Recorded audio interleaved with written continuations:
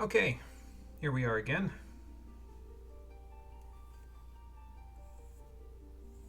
I did not get a chance to post the musique from yesterday's stream on the Discord server because I checked my Wi-Fi card and it was a ride.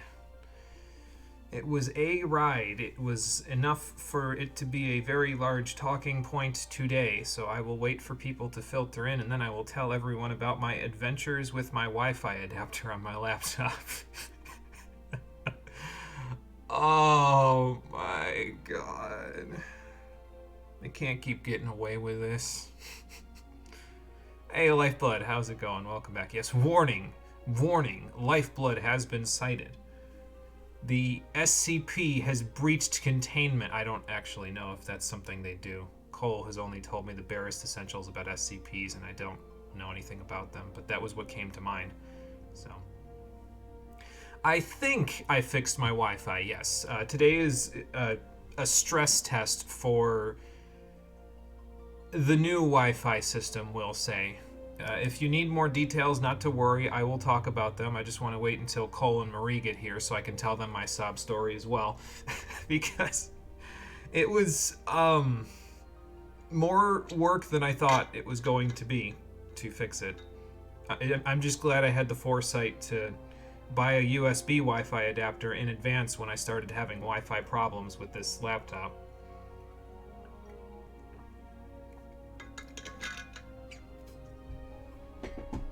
How many crashes can we expect? I'm going to be optimistic and say 0, but I am still going to knock on wood to make sure I don't jinx myself. There. So I'm going to be optimistic. The connection says excellent. The kilobit rate is still holding steady, even 3 minutes in. It's not heaving and gasping for air like it was yesterday. We might be okay. Sorry, just making sure I don't jinx again because I said new words that could have jinxed me. So.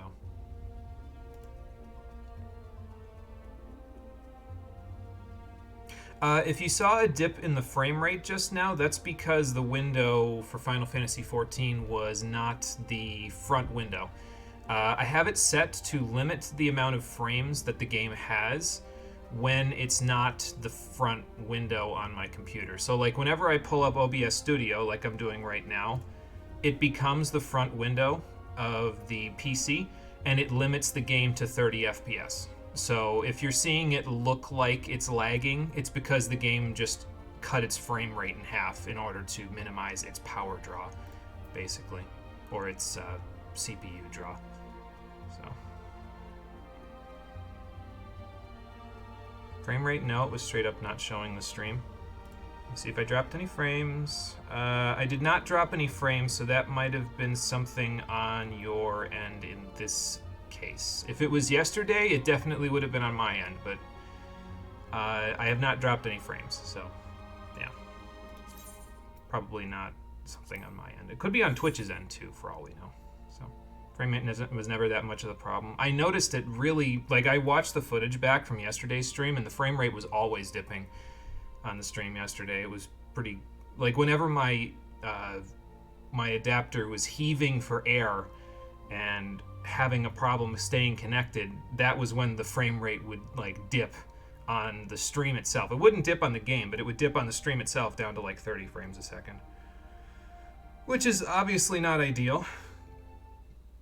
I guess it's better than, crashing in the middle of the final boss fight, but that's a low bar, so. They're the money for better Wi-Fi. Yes, now I can purchase better Wi-Fi and maybe run an Ethernet cable through my wall downstairs. Thank you, Lifeblood, for the assistance. How you doing, everybody? Welcome back to Final Fantasy XIV Shadowbringers, the stream edition. Last time we were having a few Wi-Fi problems, but we finished patch 5.2 and almost all of the quests in between patches. We just have to finish the Baja incident today and cure Sid of his PTSD, and once we do that, we can move on to the big one, patch 5.3. So, let's get started, shall we?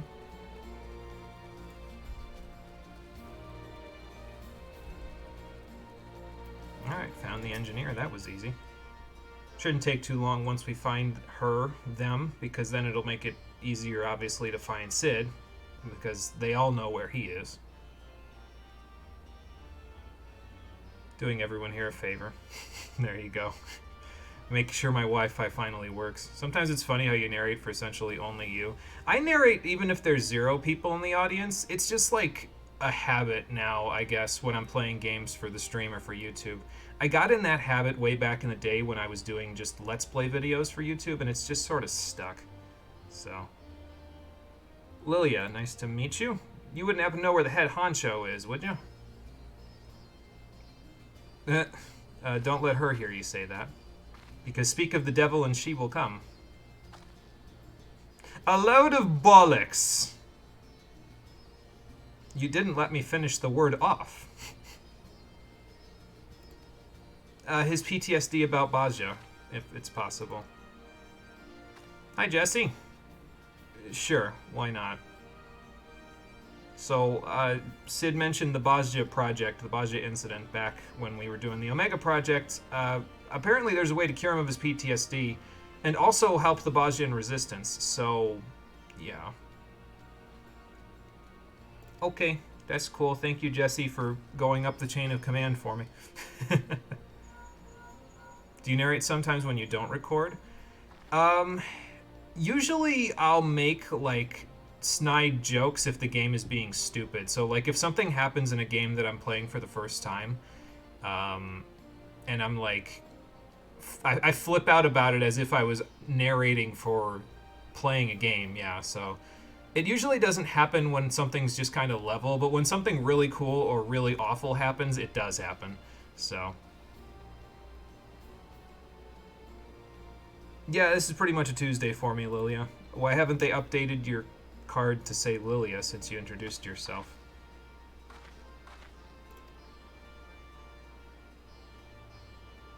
Oh, sure, just make sure you wash it afterwards, because that would be creepy otherwise, so.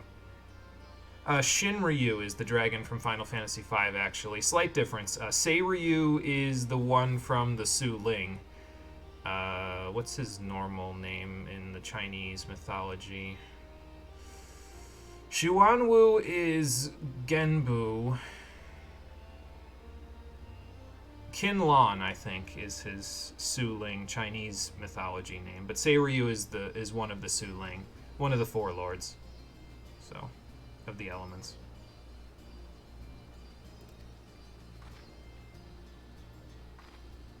All right, Lilia, I'll, I guess, get you an autograph or something later. Bye. Some people, huh? Oh, he'll meet me at the Enclave? Actually, that makes sense. He was already off in Kugane anyway, so.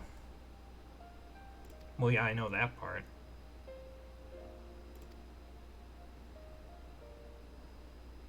And we're hoping we can fix that, because the Bosnians apparently had seer crystals that cure PTSD, so. Well, maybe when I bring him back, he'll be through that? Why did it get foggy or dark all of a sudden? I imagine they're demons that I've killed before, so I think we'll be okay.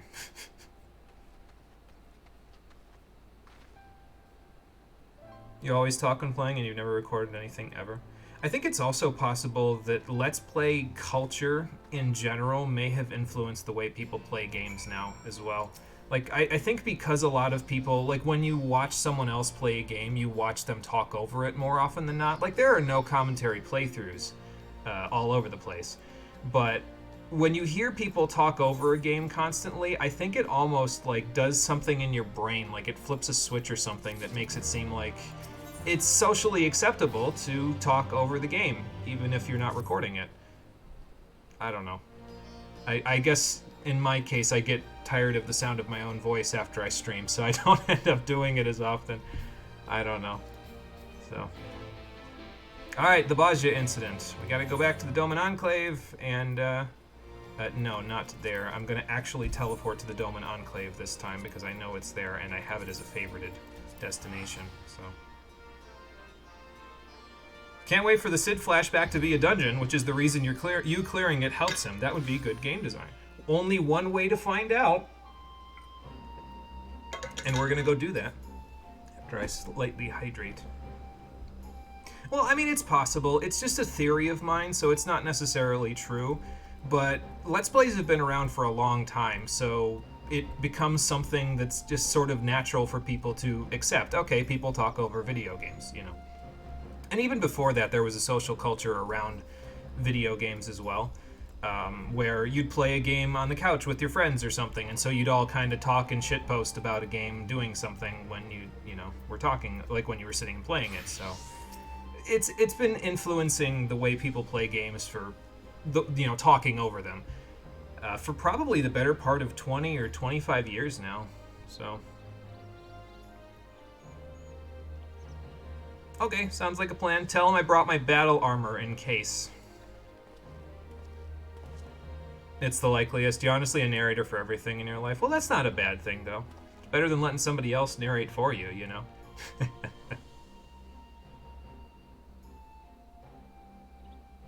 Damn right, Sid, and I helped them get here. Not that I'm bragging, but, you know. So, let's talk about PTSD. Yeah, they want to resist the Garleans as well, but they need your help to do it because they need to remake Gunilder's blades. Oh, okay, well thanks for that. That should help a little bit. Maybe they'll get Doma Castle rebuilt.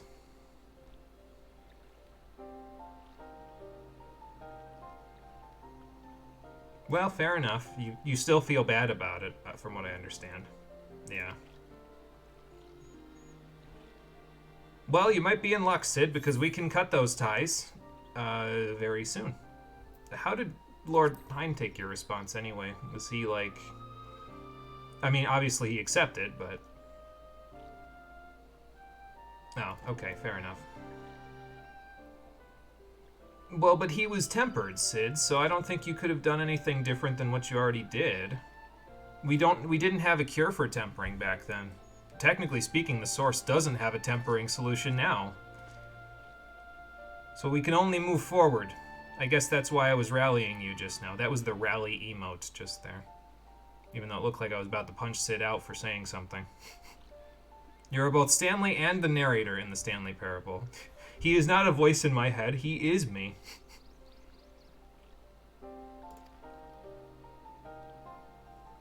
Then let's give them some help, shall we?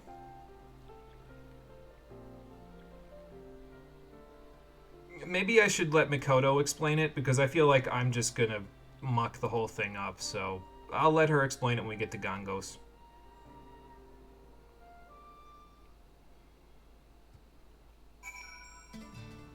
Of course I know him, he is me. Of course I know you, Stanley, you are me. You and I are not so different. Upon speaking to Mikoto, several cutscenes will play in sequence. Oh no. Here we go again. But I decided to throw in Dark Knight for this one because Sid always plays as a DPS even though he uses a Paladin sword, and Paladin's a tank. And Mikoto is a healer, so now we'll have a tank, a healer, and a DPS. So now we just need another DPS. But Rory's not here. So who will I fill the gap with?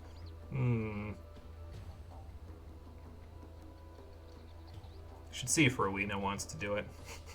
I'm sure she's could get down for killing some of Sid's bad memories. I'm guessing this is her explaining the whole process there, so. You know, that's true. I could bring Confucius along. He'd make a good DPS. He's already rank 10 in his DPS skill tree, so. Anyway, yeah, so Sid agreed to go through this treatment with the the Bosnian Seer crystal. Seems like a quick agreement. They mostly skipped over that conversation, but alright. I will be as careful as I can while cutting the cords to your past, Sid. Alright, Mikoto, ready?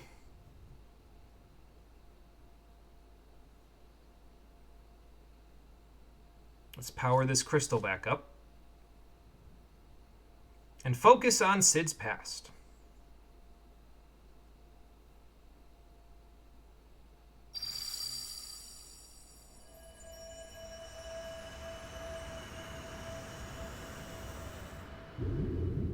Yeah, be careful, he says, when he has a sword the size of himself. That is true. I will use it surgically, or as surgically as you can use a blunt object. With 2 edges. So I guess it's not a blunt object. I just look at my greatsword like it's a blunt object, to be honest, because, like, this isn't something that would cut something. This is something that would, like, not smother, what's the word? Pulverize, I guess, is a good word for it. That's what my sword does. It doesn't cut things, it pulverizes things. Yeah, blunt, what kind of swords you got? Molybdenum greatsword, I think. Anyway, we gotta make it to the Principia, but this place is looking a little dream drop distance because these are Cid's memories. Also, we're just in here with Cid and Mikoto, so 3-person dungeon. You probably, just suggested the Principia to yourself, Cid, so it probably appeared because of it. Because it definitely didn't lead to whatever that is supposed to be.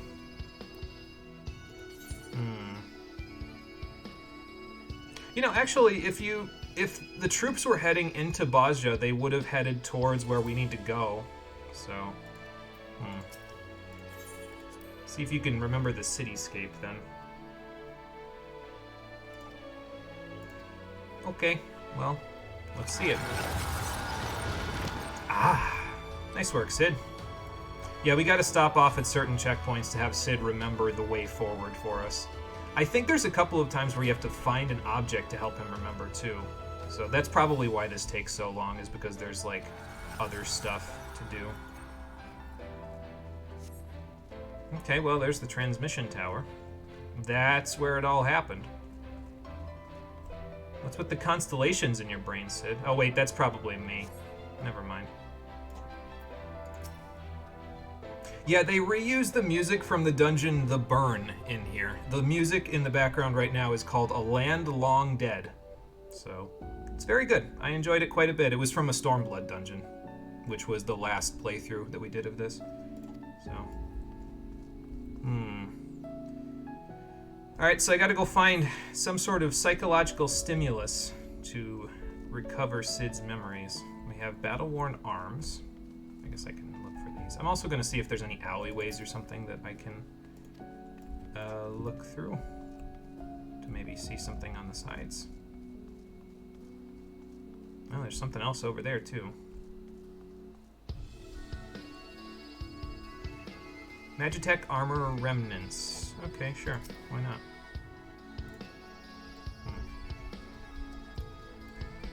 Okay, well, I guess that's enough.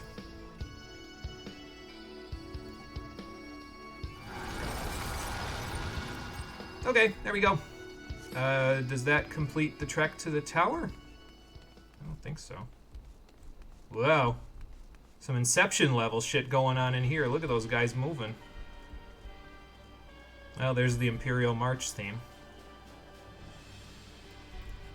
That makes sense. If they were anticipating resistance to the transmission tower, yeah, then they'd be on high alert. Something tells me we should leave this battle to the Bosnians. Or we could tamper with it because we don't know any better. And Mikoto's a scientist first and foremost, so here we go!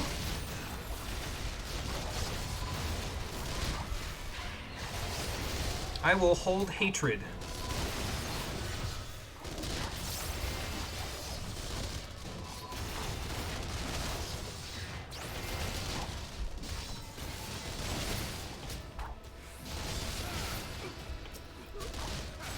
There you go. Well, that'll give them a fighting chance in your memories anyway. They appear to be frozen, though. Oh, okay. Well, that's interesting. So I guess it has to happen this way, huh? Violence breeds violence and all that. I guess you can't just give yourself brain damage in here, Cid. Sorry to say it. Well, it was worth a shot, I guess. Oh, okay, we're going this way. No, not the hole. Anywhere. Yep, he said it. I knew he was going to say it. Pray Tensura. I'm kind of glad Rory's not here for this, because I feel like she'd be having PTSD from this as well. She is Garlean after all, and, well, suffice it to say... Oh, you're waiting for me. Okay.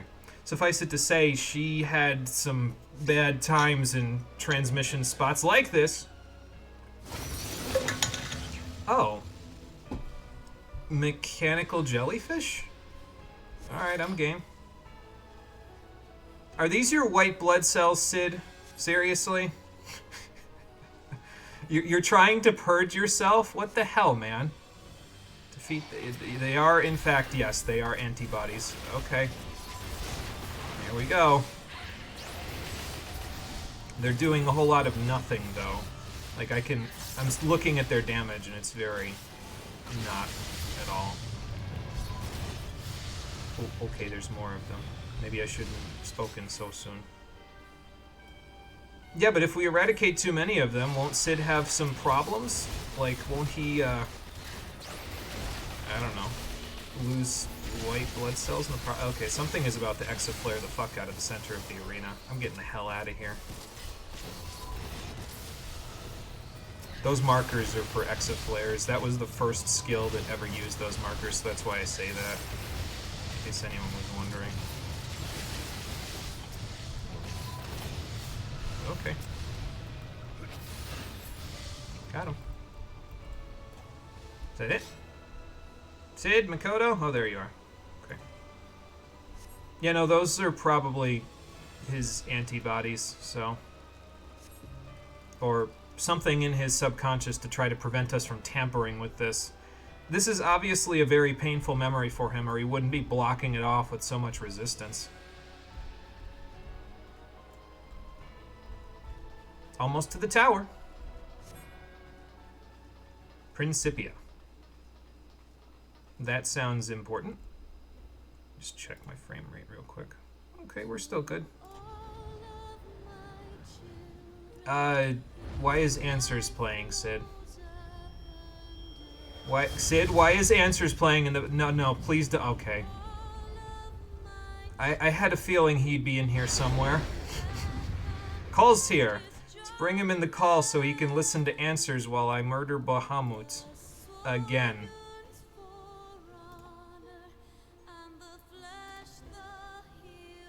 Just beat me when you pop in, Cole. There you are. I see I got here just in time. Yeah, just about. It was very weak resistance, so it can't be that bad. Well, this is a little fiercer. Defeat Bahamut. Are you sure I'm not suffering a sudden onset of psychosis? I mean, that's possible, too, I suppose.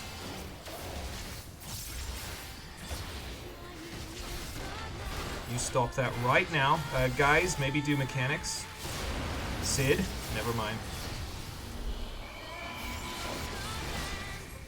Hang on, Sid. We'll keep you safe, I think. What are we stopping?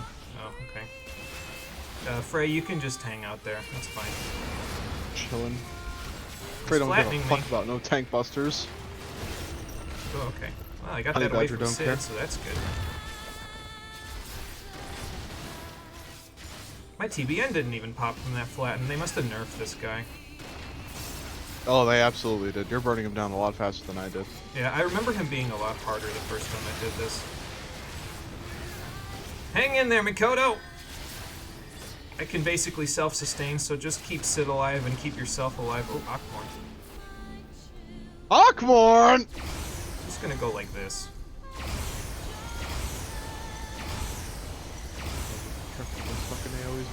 Are you done?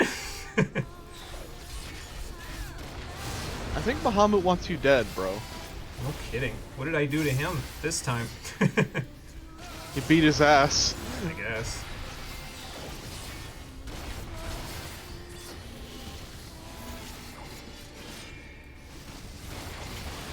Primal Roar.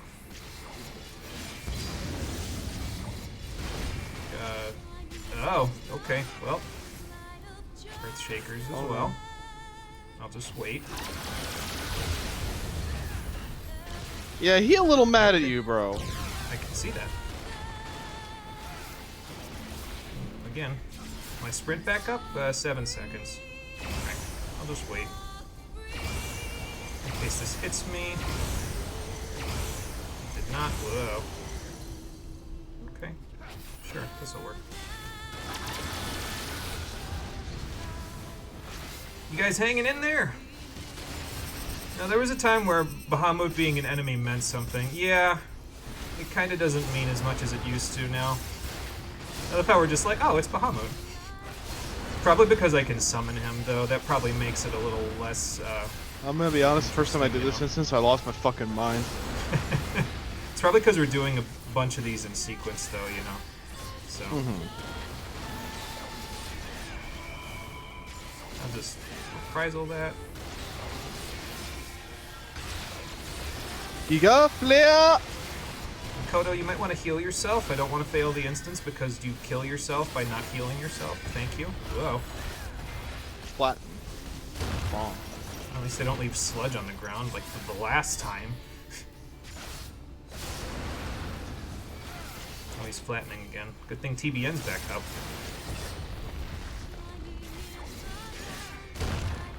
Bad thing, it didn't pop. So, you know. Oh, look, I got it so Sid was just on the outside of that. Very good. Very good. That's very good. Can I direct missionary these in case they get hit? Maybe. Whoa. I guess I'll just do this then, since you're Oh, he's mad again. Got him! He's very angry. Oh good, the burn music is back. Well, I feel a little better too, because that was probably my memories of Bahamut messing with your memories of Dalamud, so sorry, Sid. That's my bad, I think. I mean, all of this is basically just theory at this point. Even Makoto doesn't know what the hell's going on, so... Oh, you were streaming today, weren't you? Hey, Marie, how you doing? Welcome back. Yeah, streaming today, doing the Bosjet incident right now before we move on to patch 5.3. So who are you talking to here, Sid? I think I know. That's his dad. No, Marie, I wasn't. This is all a figment of your memories. I mean, it's a figment of Sid's memories, so... Well, damn, Dad, you don't gotta get so angry. Yeah, we're doing the psychotherapy thing, yes.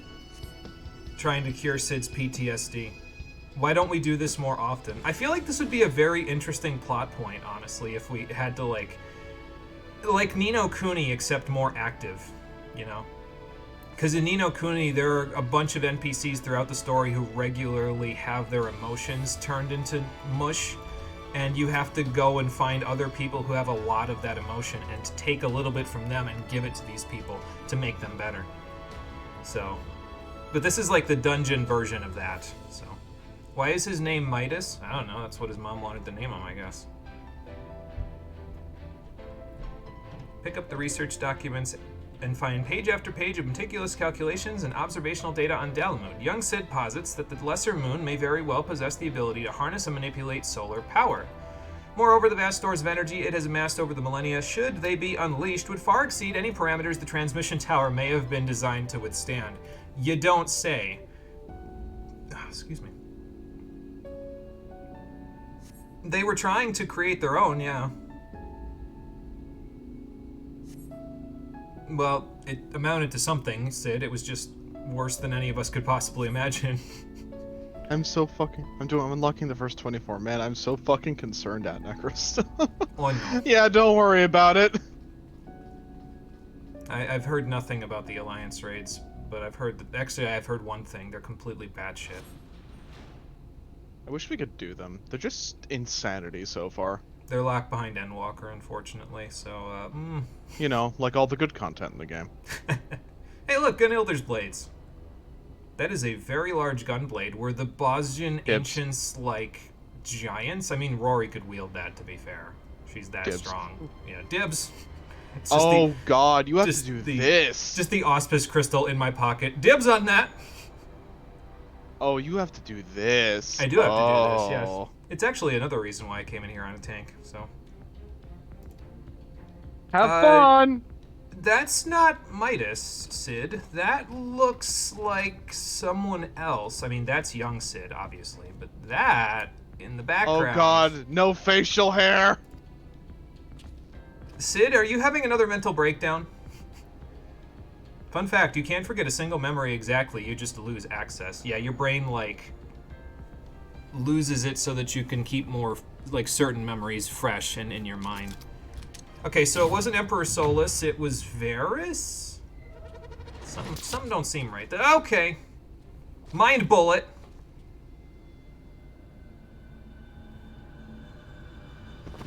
This man just shouted Persona and then shot Sid. God damn it. Well, now I know what the PTSD attack was for when I had that Echo Vision. Mikoto, we gotta do something about this.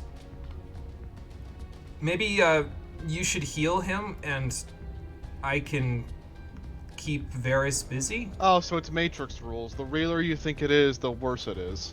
Yeah, pretty much.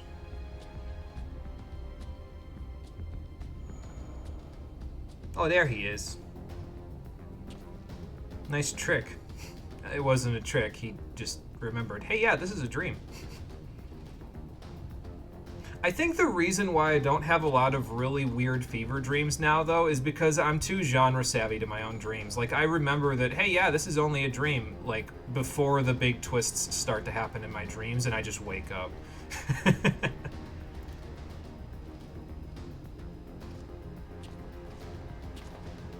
Anyway, Varus is here. And also strapped. Mm-hmm. Yeah, he got a tiny sword and a giant gun shield. Now I know where Rydian got it from. Although Rydian decided to do the Final Fantasy II route and just equip 2 shields. It's okay, Sid. I'll be your shield. I have the Remember how you never got to square up with the Emperor? Now you do. I may be the sand between your boots, Varus, but sand has a tendency of getting in some very rough places. Oh, he about to run your fade. He can try. Mikoto, what do I do about this aura anyway? I don't know how much damage I'll be able to inflict with him if, yeah, he's shrouded in a trauma aura. Okay, I mean, I've never attempted to do that before, but I can try. Time for my strongest allies to come to the field. Oh, this part. Sid, I'm gonna summon help. Initiate Protocol Omega 7. Wait, I already turned into the tank, so I can't summon Rory here. Well, I guess everybody else will have to do.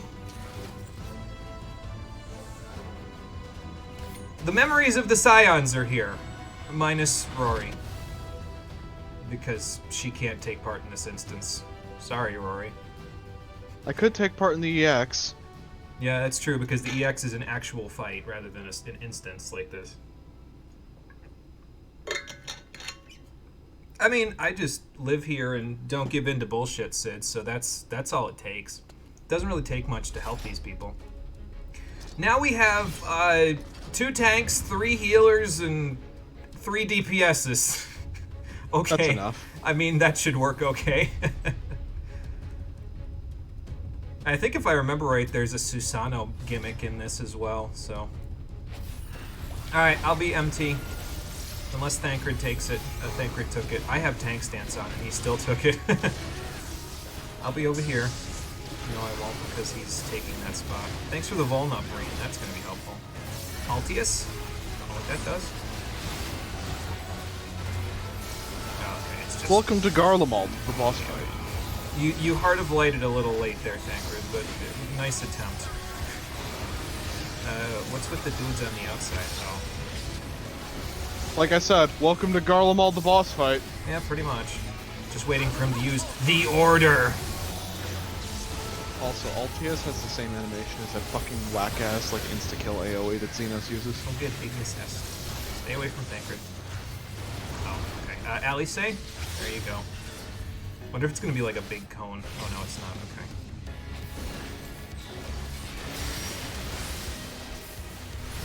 I know she said keep your distance, but I was definitely testing the waters there. Alea iacta est. Okay, I was gonna say Stola, but it was Mikoto this time. trying to muck us up. Angry. I'll reprise this, why not?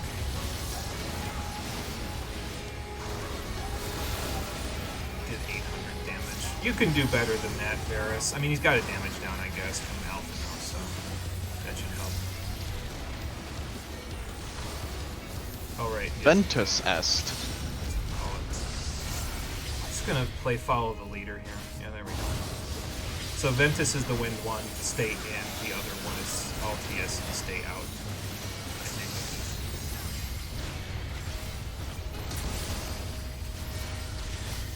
Vivier Militarist. Oh, okay. I tire of these games, but the games, you see, Varus, have just begun. What is Alisaie doing away from him? Isn't she a physical class? She's a red mage, so she's like a combination of both, basically. So she'll come in when she needs to, and she won't when she doesn't need to. There is a Susano gimmick. Activating combat mode. Yeah, they have 3 physical attacks since they're magic casters otherwise, so. Okay, this part's really fucking cool. You have to do this for 20-ish seconds, so I'm just gonna mash a bunch of buttons. Yeah, your barrier may not last very long, but with all these people here, I can limit break. I don't know how she has access to Minfilia's stuff when... Oh, okay. There we go. I was pressing a bunch of buttons on my keyboard, so it brought all that up on the screen. My bad. Anyway, let's finish this. Never did the CX. You didn't do most DX trials after you came back. You really don't want to. I mean, that's fair. Electrified gun shield. I mean, the only reason to do this one is to get the colorable class gear. So Ignis Est is Because fun fact, they locked that behind this EX, and it's a random drop. Ah, there you go. Arm's length. I don't think so, Varus. Oh, good, and I even did the mechanic correctly by using arm's length. So, which of our DPS is going to do the LB? And you know what? I shouldn't even ask that question. It's going to be Alisaie. She always does the LB. Yeah, we were basically parrying that attack. Yep. So, Urian J, Alpha, no, maybe. Yeah, I was going to say get on that healing, bros. Loaded gun shield. This is directional parry. I'm going to be a little upset. No, but he has a charge, so that's fine. It's directional parry in the EX. Ah, fun. Guys, we should kill him before that meter hits thing. Okay. There we go. Got him. Are these still going to go off? No, because they're walking real slow, like we just beat the shit out of him. Good job, team! I like how the AoE markers were there and they're just walking like, nope, this is nothing. Fuck you, Varus. This is just one of those show fights where you can't really lose. Yes, so this was the normal version of that fight, and after you complete this quest, you can do the extreme version of this fight, which is an actual fight with real mechanics that can actually kill you. This is more just story mode stuff. Yeah, that fight is really, really hard. Cole did it at one point. I have a deep hatred of this fight, and it's not for the reason you think. Wow. And it's not because of the mechanics, it's not because of anything like that. The fight's relatively tame, all things considered. The reason I don't like this fight is because this is how you get the colorable class gear for this expansion. Oh, yeah. You can't die. And it's a random drop. Well, that's just great. It drops like 3 pieces of gear, but every time you clear it, it's like, oh my fucking god. And the worst part is, you get a chest, but it's like fucking Savage gear, from what I remember. Well, actually, the worst part is, after this patch that this came out in, nobody's doing this content anymore. So, like, if you wanted to dye the Shadowbringers gear anymore, you're kind of SOL unless you go into Party Finder and get some random nice people to do it. So. Which most of the time works, believe it or not. No, fair enough. Okay, so who was actually here, Sid? Who was using a gun? Oh, I think I know. I mean, if he's hiding it this badly, it can only be someone very deeply personal to him, which means there's only one person it could be. His dad. His dad shot him. He went so far, but I mean, he was tempered, obviously, so that's why he shot him. But he went so far outside of his own mind from being tempered as to shoot his own son with intent to kill. Well, that's just great. I mean, to be fair, he was tempered to Bahamut, so it's kind of outside of his control, but yeah.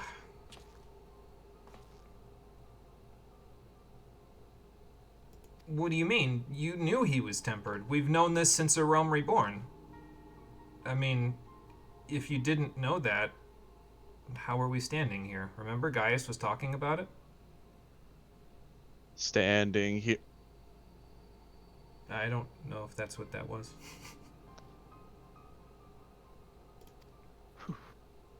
Well, yeah, because like Gaius said, he was already in the Dread Worm's thrall. This is way back in Praetorium. He said that. So there's nothing left in his brain, Sid. Sorry to say it.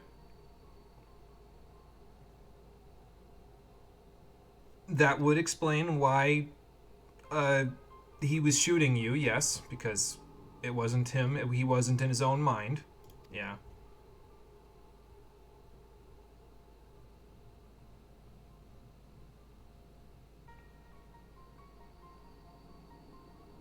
So now you don't have to hate your father forever, because the whole time he was just controlled by Bahamut. So don't hate the man, hate the monster controlling the man. Thankfully we fixed that problem. Bahamut's not controlling anybody anymore. It took Square burning the 1.0 version of this game to the ground to do it, but you know, I'll take a victory where I can get it.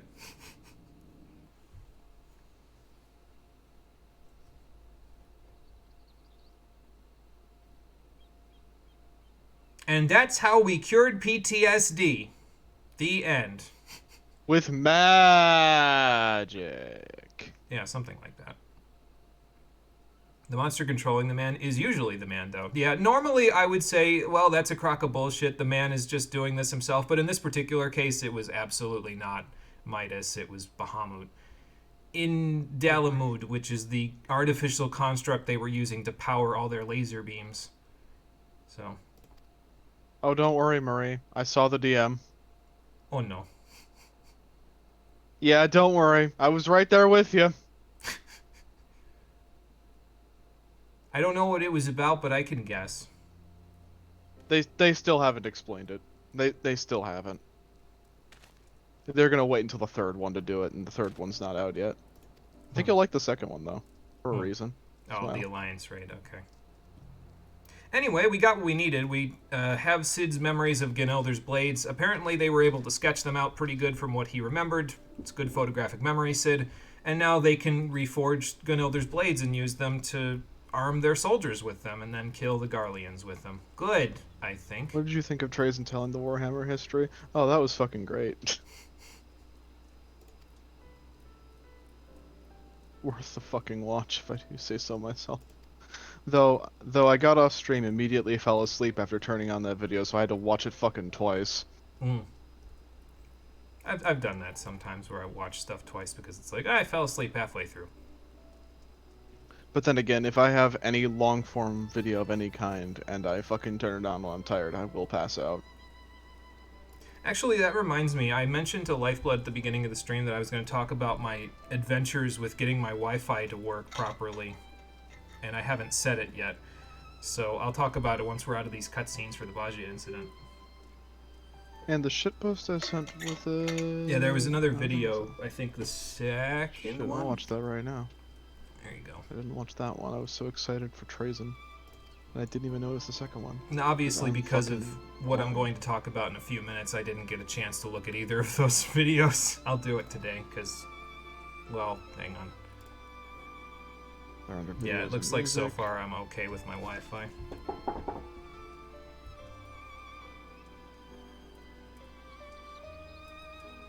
Well, that's another victory in the book. Now we can treat people who come back from war with PTSD using these seer crystals. Or not, because the crystal focus is probably run through its power, huh?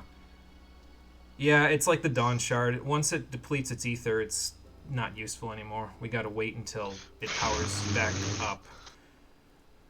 Huh. Powers back up. Mikoto, keep that stone close because I have an idea.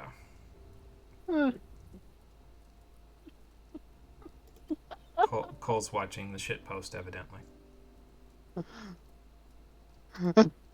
And let me know once you do your research on it, Mikoto, because I think it can help me with another friend and their problem. Because their problem is complicated. The fucking part where he's just floating through space.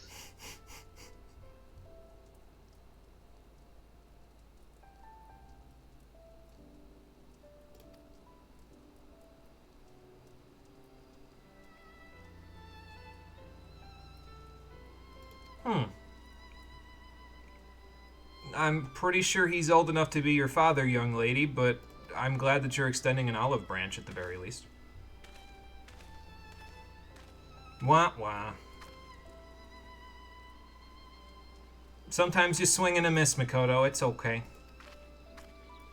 Yeah, just get to work on that, and once you figure out how to charge it, I have an idea.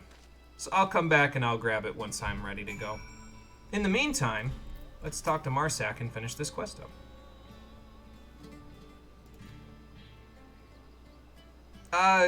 Yeah, I'll take a rain check on that one. I'll let you know about going to the front lines later once I actually get the Scions of the Seventh Dawn home from where they are. So. I'll call you later about the Boshin resistance. Yes. But now we can go to Gongos from the Doman Enclave Ethernet. And this is the best way to level your classes in the entire game, on God. Even though we technically don't have access to Bajra yet because you have to do the next quest to do it, and we're not doing it. Meanwhile, at Varnan Dalmasca, I'm guessing this is the 4th Imperial Legion unit. The cringe Imperial Legion. With Gabranth and whoever Maenenius Remlanatus is. That guy. With his Lost Allegan set, I think. That's what it looks like.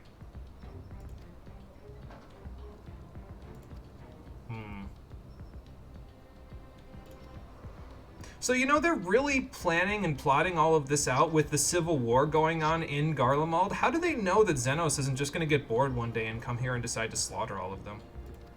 Like, he's waiting for me anyway, so why are they not shoring up their defenses against inside attacks? Because that could very well happen. Hint, hint, wink, wink. See, I think it's amusing, though, that Gabranth is plotting all this during the Civil War, because if he's going to make a power grab, which he is, spoiler alert. Why does he have a mural of Ultima? Save the Queen, chapter the 1st.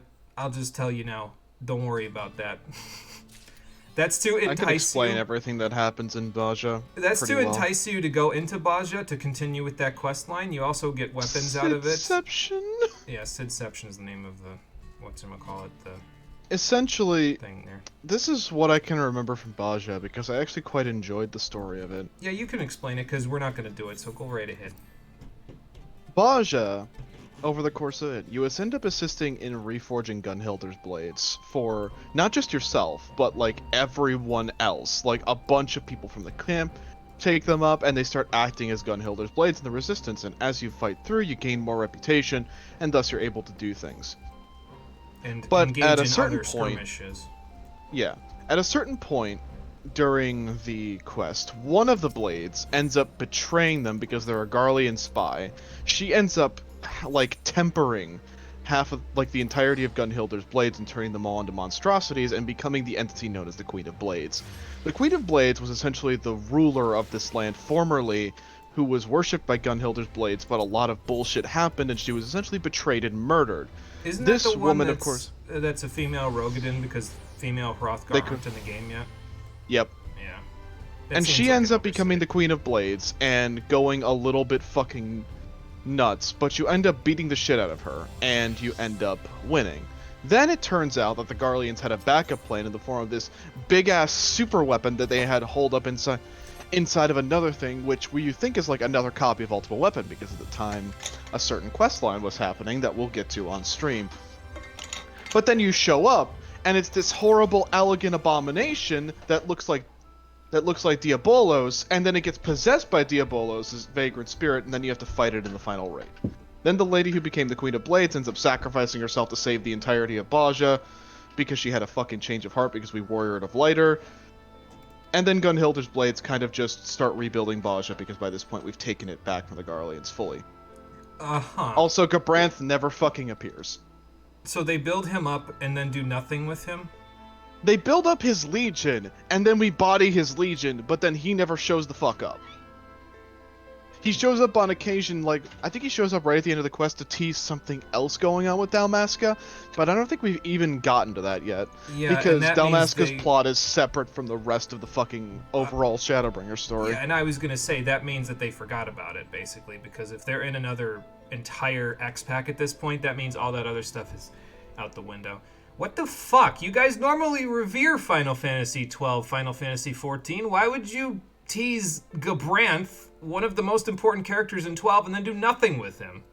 No, because it's weird, because Gabranth is like an overarching villain in all of like the big ones, because he was around in fucking Eureka.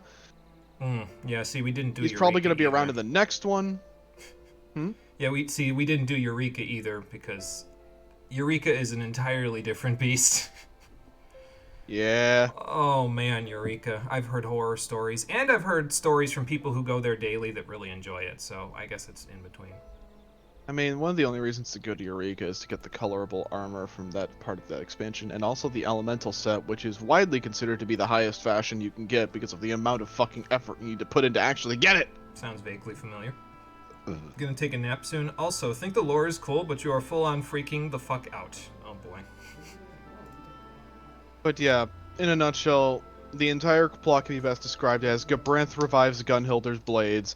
A lot of Gunhilder's Blades end up getting tempered. We save a relatively high amount of them. Then we go into the Garlean stronghold because we're pissed because of their stupid ass, like, basically perversion of the history of Gongos. We beat the crap out of them. The Garleans turn on the super weapon. It gets possessed by a void sent from beyond the veil of time and space because we fucking destroyed his body so badly that his spirit's been wandering the void, unable to do anything.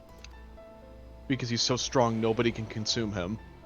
So then he gets inside the super weapon and then fights us with a round 2. Lady who became the Queen of Blades ends up dying to save the rest of Gongos. And then the only reason Gongos continues to be an instance is because the Garleans need to be forced out of there. And everything that remains is basically treated as the remnant forces of Garlemald in there. I'm glad we're skipping all of that, because that sounds like a lot of work, especially since it's off content. Yeah.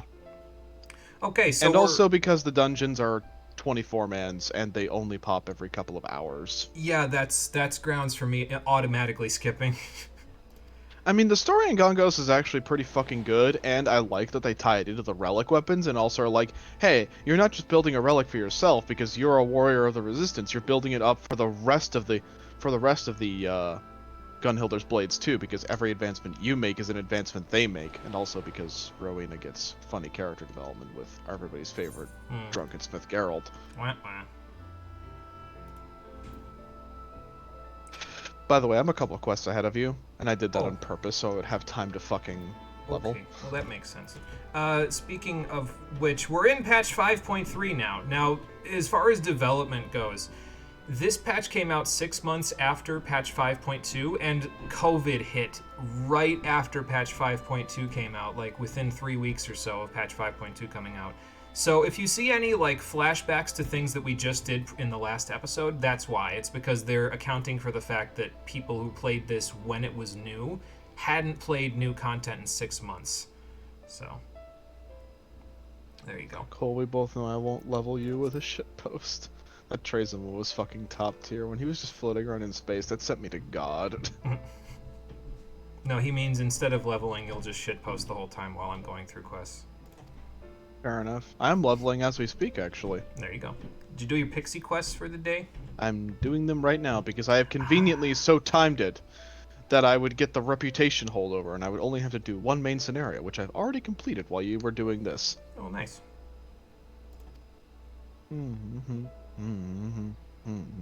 Oh no, the pixie music has infected his brain. Anyway, Morin wants us to go look up information about the Warriors of Light now that so many people have been told they were Warriors of Light and definitely not tempered. So we're gonna go look it up. I will also forewarn people to be prepared, because whereas the other patches took, maybe one full stream to get through, patch 5.3 by comparison is long. It will probably take us 2.5 streams to finish all of the content inside of it. There is one dungeon and one trial in it, but it's mostly like capstoning the entirety of Shadowbringers' story, even though, in my personal opinion, they seem to have thrown all of their work from the previous patches in the garbage with this one, but we'll talk about that when we get there. First and foremost, and also, this is probably peak Shadowbringers for me. That's good. I'm glad. Because of reasons. I'm glad it's peak Shadowbringers for you. It's, for me. Oh, okay.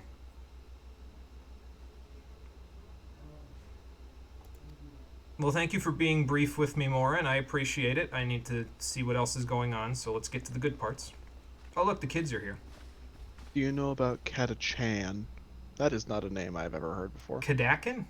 I don't know if that's how you Kadakin. say it. That's what I would say, maybe. Kadachin? No, that doesn't sound right. Kadakin does sound like a Warhammer name. Okay, so you're in between your ministrations and you're going to brush up on familiar summoning. You have reached respected with the Dream Spinners. Hey.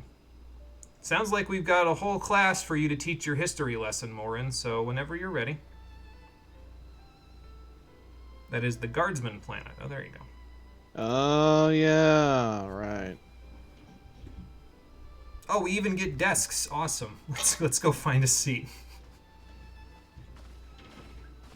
First time you said it, it was correct. So it's either the way Cole said it, Katachan, which is Katachan, or it's Kadakin,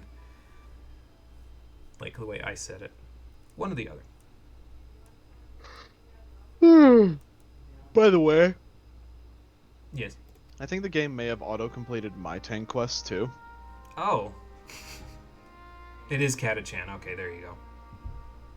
Because I say that because I got the option to grab Granson, and he was talking about how he bodied Decaecine, and I was like, wait, I didn't finish your quest yet. Thinking, was she? So it's not just me that got that glitch, then. Maybe we should put a support ticket in with Square. Yep. So anyway, Tiuna, the Archmage we saw in the mural in the previous patch, was kind of the OG Warrior of Light here in the first, and apparently the name stuck even though the Vira are very reclusive, because a lot of people have been called Warriors of Light since then.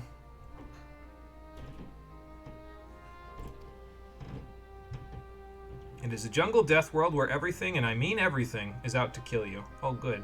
Fantastic. That's definitely a Guardsman world, then. And then the Flood of Light happened, and the words Warrior of Light were basically turned into an insult. So, you know.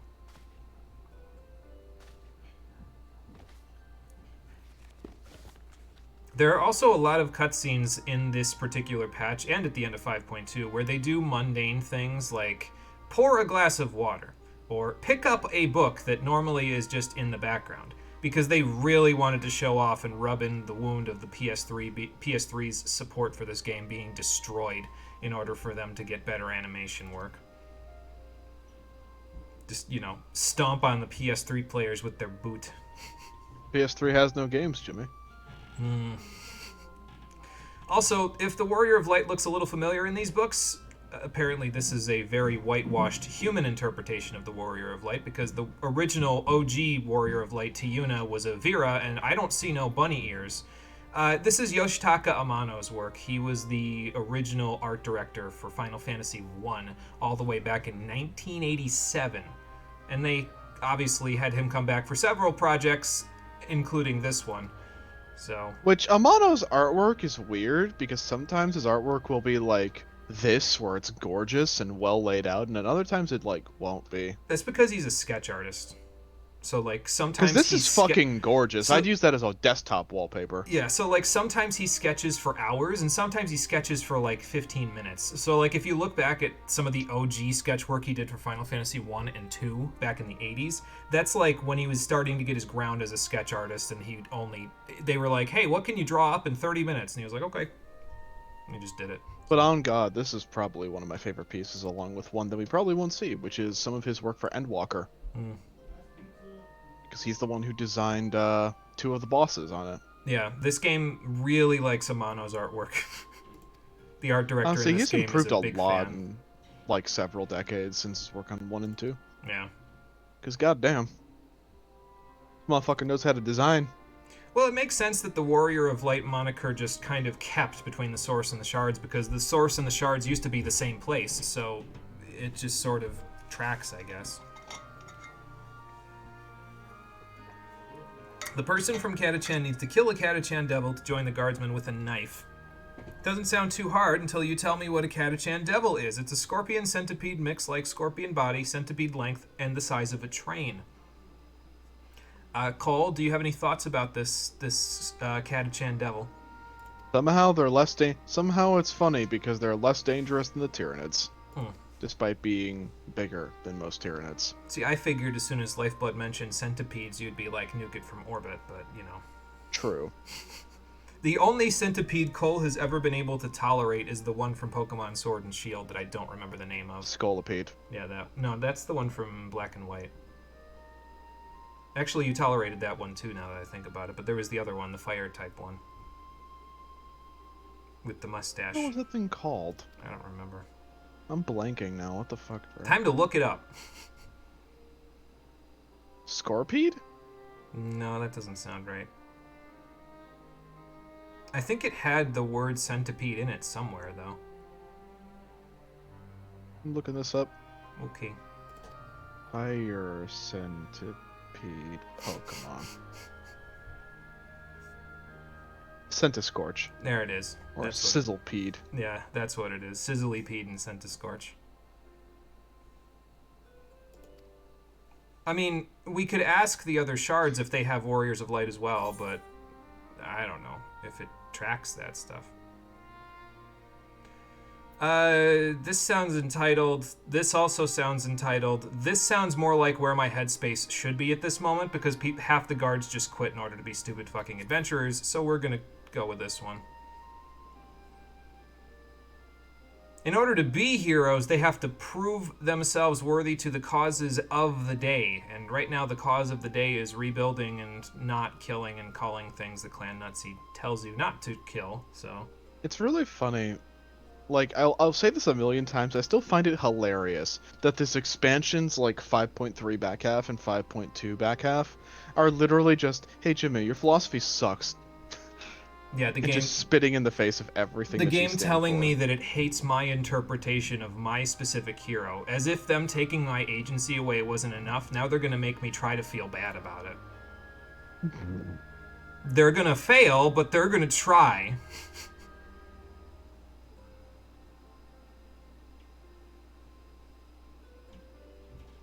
It's nothing, Morin. We're just pontificating. Pontifications. Chaos things can't live on Catachan for a very long time. They die very fast. There's a toad that, if slightly startled, blows up. The explosion is the size of a nuke and toxic, so toxic gas masks don't work. Well, now. Yeah.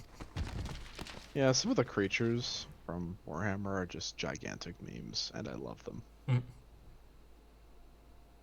Oh, hello, young lady. First Chloe? Probably. Do you need help with that stack of books? Also small. Ricky Tio.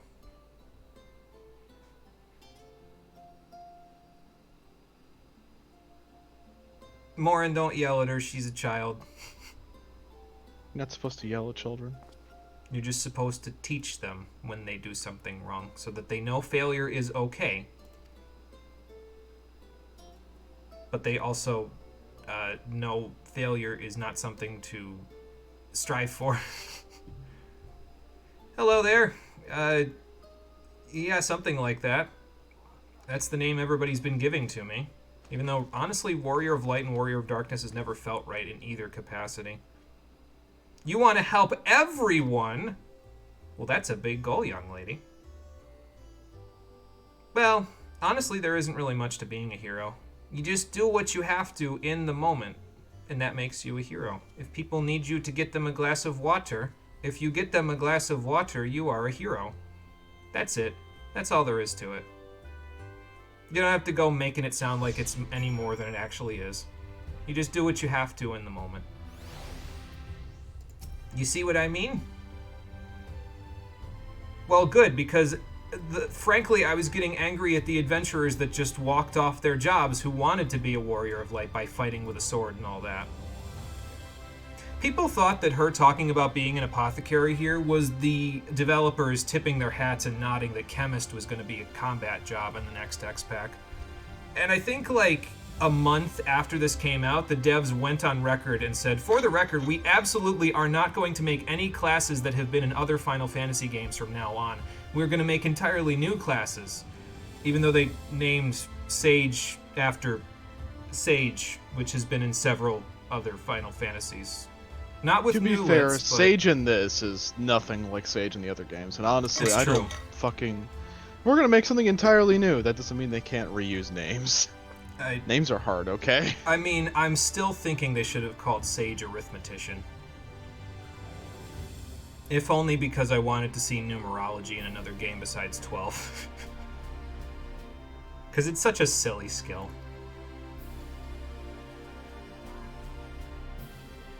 Sounds like you need a hero to help you find these apothecary books, Ricky Tio. Let's help her find the books. The books. I could do that too while you guys look for the books. So let's take her to Spadgerix so she can learn from Kessamil. No, don't be mean. Last one to Spadgerix is rotten eggs. Talk at the kids level. That's a good way of doing it. Oh, shit. Stretch break. Yep. Like Cole, go to Adeptus Ridiculous on Catachan to get more. Well, the name is Adeptus Ridiculous, so... I think I've seen stuff from Adeptus Ridiculous before, so... There you go. I will check that out. The books are in a dungeon, you don't need a hero. Yeah, I think if the books are in a dungeon, Ricky Tio might have a little bit of a hard time getting to them. That's why we're having her learn firsthand from an actual doctor. Who may or may not have enough time to do it, especially since she's been relieved of a lot of her duties since the guards quit. Well, Miss Ricky Tio here wanted to learn about apothecarying firsthand. Yes. I want to become a warrior of light who crafts potions using their GCDs and then throws them as off GCDs. Unironically, I find this part to be hilarious. I was playing through this last night and I'm like, oh, hey look, Jimmy's philosophy getting validated. I love this part. They give you a tiny, cute child, and they tell her, you can be a hero without killing things. Which is the best philosophy, if you ask me.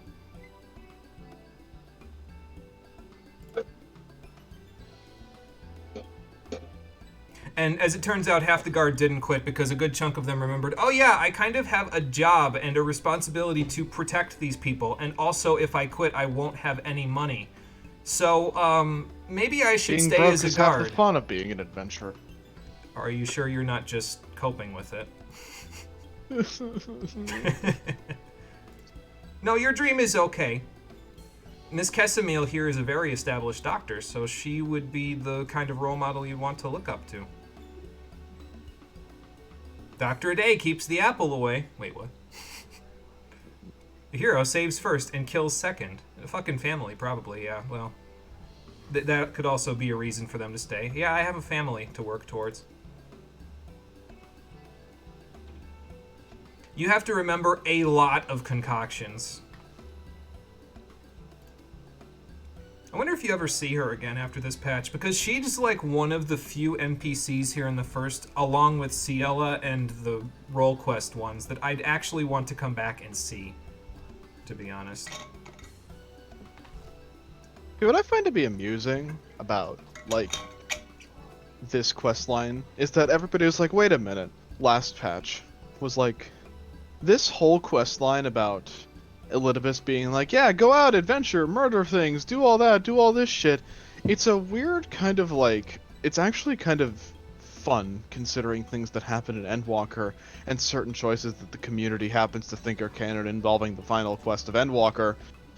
It's weird because it's like, they played on this when it came to agency, because I honestly think that Endwalker has a lot more agency as a character than anything, because it's still a linear story where you have to follow and do certain things. But I feel like the dialogue options in Endwalker give you a lot more character agency of how to react to things. Sorry, I was... Because, you know... I was slightly dissociating because these children just spat in my face and asked me to teach them how to fight, even though I don't want them to fight because they're children. Whoa! Anyway, Alice and Reen very kindly decided to take them off my hands before I rip them a new asshole. So I'm gonna go see how Ricky Tio is doing, because she's the one I'd rather be talking to right now anyway. Where did she go anyway? Oh, she's over there. Okay, we'll just go to the Aetherite Plaza and go down and around to the vineyards. Want to bet that there's a fan fiction of a 14 story where it's just written better?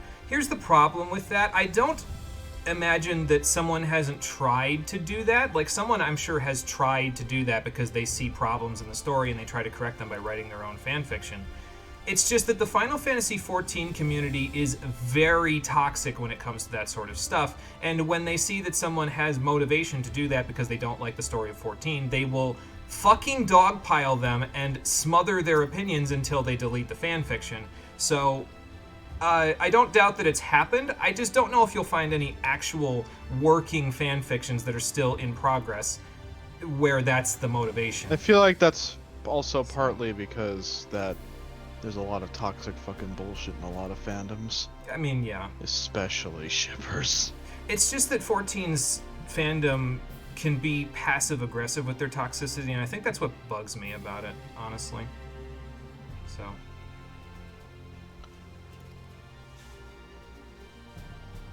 You can deactivate comments okay. on AO3. Well, that would definitely help with it anyway. So. Do you know where fucking Let me see. Granson's like final resting place is as an NPC when you finish the quest? Not, I think he's in Calusia and Wright. So. Let me see. I need Ricky. to find what's his face. Okay, so that one's undersized, and that one, and that one. You pick those. I'll go pick these. Why do you need to find Granson? No, I was just making sure the quest was done so I can do Shadow's Walk with me. Oh, okay. Because I got Machinist to 80, so now I'm just taking care do you of mean final Lou Reek, business. or? No, yeah, I'm looking for Lou Reek as we speak. Oh, okay. That right. Okay. I misunderstood what you were looking for. I was also looking for Granson to make sure that I finished the quest, but he appeared in the hotel room thing, so I had to have finished it. Yeah, you have to have finished it then if he appeared there, because otherwise he wouldn't appear. Because you didn't get Ciela when you did that, right? I got everybody but Lou Reek and Ciela. Yeah, so then you finished the other ones. Granted, I ended up picking Giot, but... I mean, that makes sense. Because it's Giot. And I was already with Ciela, so... Well, that's no fun. Oh, okay. Well, that would make sense. So, obviously, her aspirations come from the fact that she was helped by someone where they had no promise of reward, so she wants to aspire to be like that person. Again, I just like Ricky Tio because as a character, she just makes sense. Like, she is a child, so you automatically look at her and say, okay, this is an innocent, small person who I need to protect with my life. And then her motivations for why she does what she does make sense. She gets more constructive character development, in my opinion, in these couple of quests where we see her than several NPCs in Shadowbringers' main story. So. See, I find it to be slightly amusing. Rikitio just wants to be like a healer and an alchemist, but it's really funny that you get a bunch of other kids who are like, "Oh, your dream is cringe. Go I off mean, and that... fight things. That's how you really do things." And then See, you just focus on helping her, not the other kids. right, and I mean, those kids' aspirations make sense too because a lot of what they looked up to are the Crystarium guards, so they want to be like them. It's just that the whole debacle with Elidibus recently has told them our role is being actual adventurers and going out and doing what you do, whereas what we do is very counterintuitive to the first recovering from almost being wiped off the map. So, it's not that I don't want those kids to go out and kill things, it's just if they're going to do it, they need to get a permit from Clan Nutsy. Understandable. Yeah, so that's a good place to start. So go deliver those grapes, and I'm sure she will have lots of good words for you. What do you mean?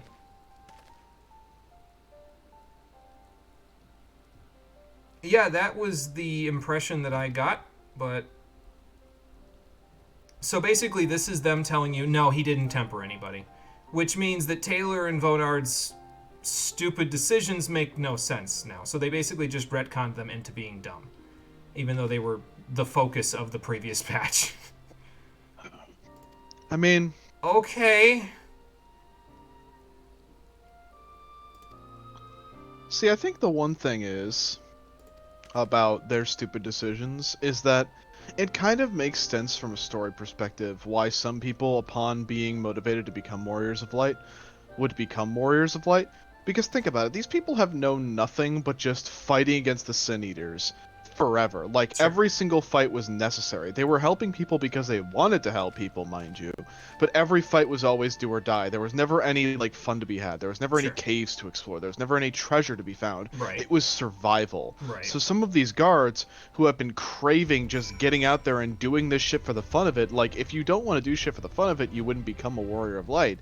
But these newer guards who were born into this and saw the Warrior of Darkness work and how everything happened and all these tales that are now being reignited, it makes sense why some of them would be like instantly like, you know what, fuck it, I am going to go out and adventure and go off and murder the local wildlife. Again, it's because they would get as far as the Amaro launch before Clan Nutsy stonewalled them and basically said, if you want to kill things, you will kill what we tell you and nothing else. And if you try I think to, it's not the to do that, wanderlust we will that I'm take guessing you trying to away get to. in chains. I think it's just like the I think it's like the wanderlust thing. Yeah. Mostly. Oh, no. That makes sense to me. The idea of, okay, well, we haven't really seen the world because we've been too busy defending this place, so let's go see the world. But they don't have to Precisely. fight and kill things to do that. They could be miners, they could be botanists, they could be fishers, they could help the crystalline mean. God damn it, they need more people to help them. I had to do 5 things because they didn't have enough hands.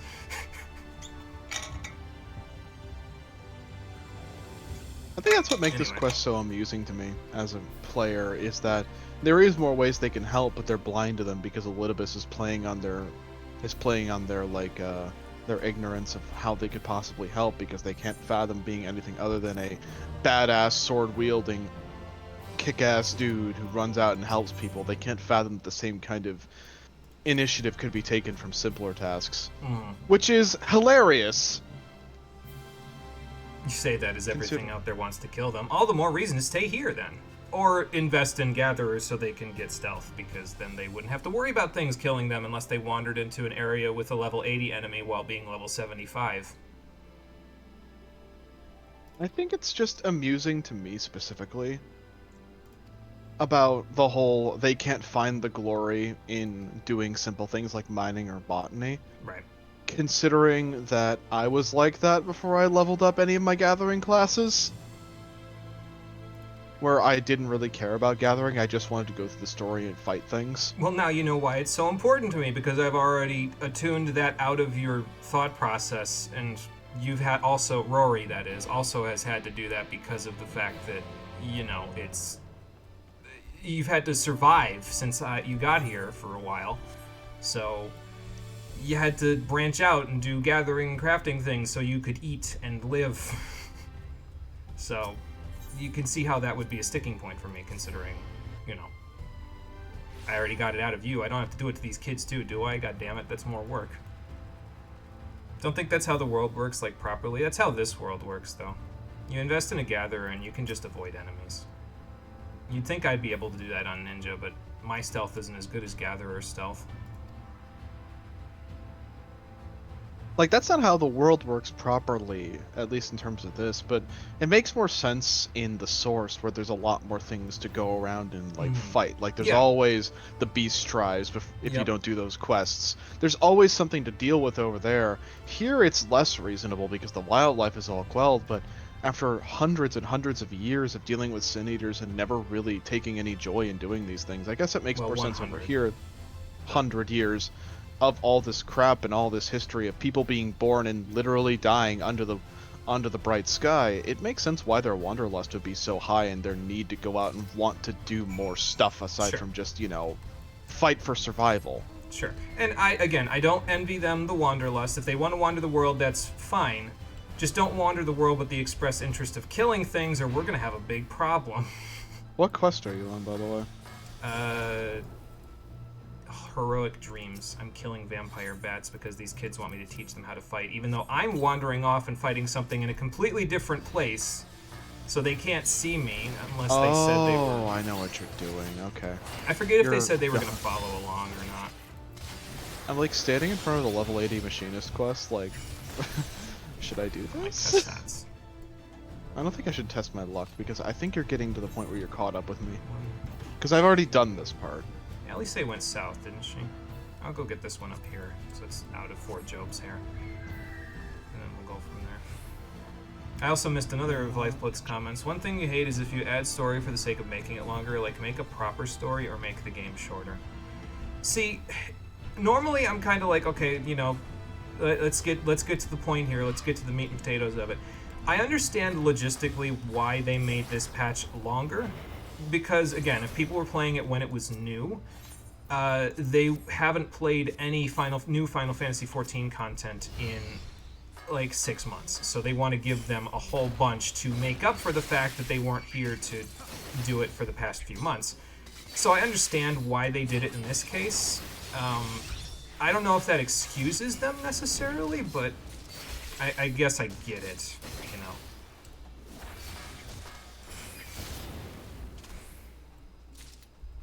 Okay, well, I probably blew those guys up a little bit too quickly. How are the kids going to level up when everything is level 71 to 80? That is a good question. That I don't have an answer to. I would assume through training drills with the guards, but the guards are also a higher level, so I don't know how they're going to do that. I guess I'll go west since, again, Elise went south. But yeah, I would assume that it's through drills with the guards, but that would be me writing the story for the developers, and yeah, that has become a bit of a pet peeve for me.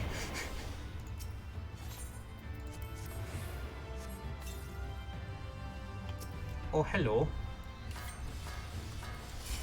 Let's do that, and then give you the mug. I fucking just teleport into the Crystalline Mean quest. And there's just a gathering of like 50 players here. Hello, Rabbit. I was going to hit them with a Fuma Shuriken, but then they died, so no Shuriken, only Rabbit. Shame him, he rabbited on stream. I did Rabbit on stream. I did it yesterday, Shame him. Too. It's fine. That's because your internet was fucking cringe. Yeah, hopefully it doesn't go cringe today. I'm getting very, making very 100% sure I'm not going to jinx myself.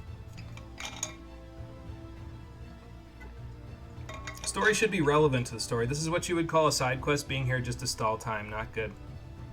And yeah, I mean, I guess that makes sense too, because it's like, okay, I want to see us getting everybody back home, and us helping these kids feels like we're missing the boat, you know?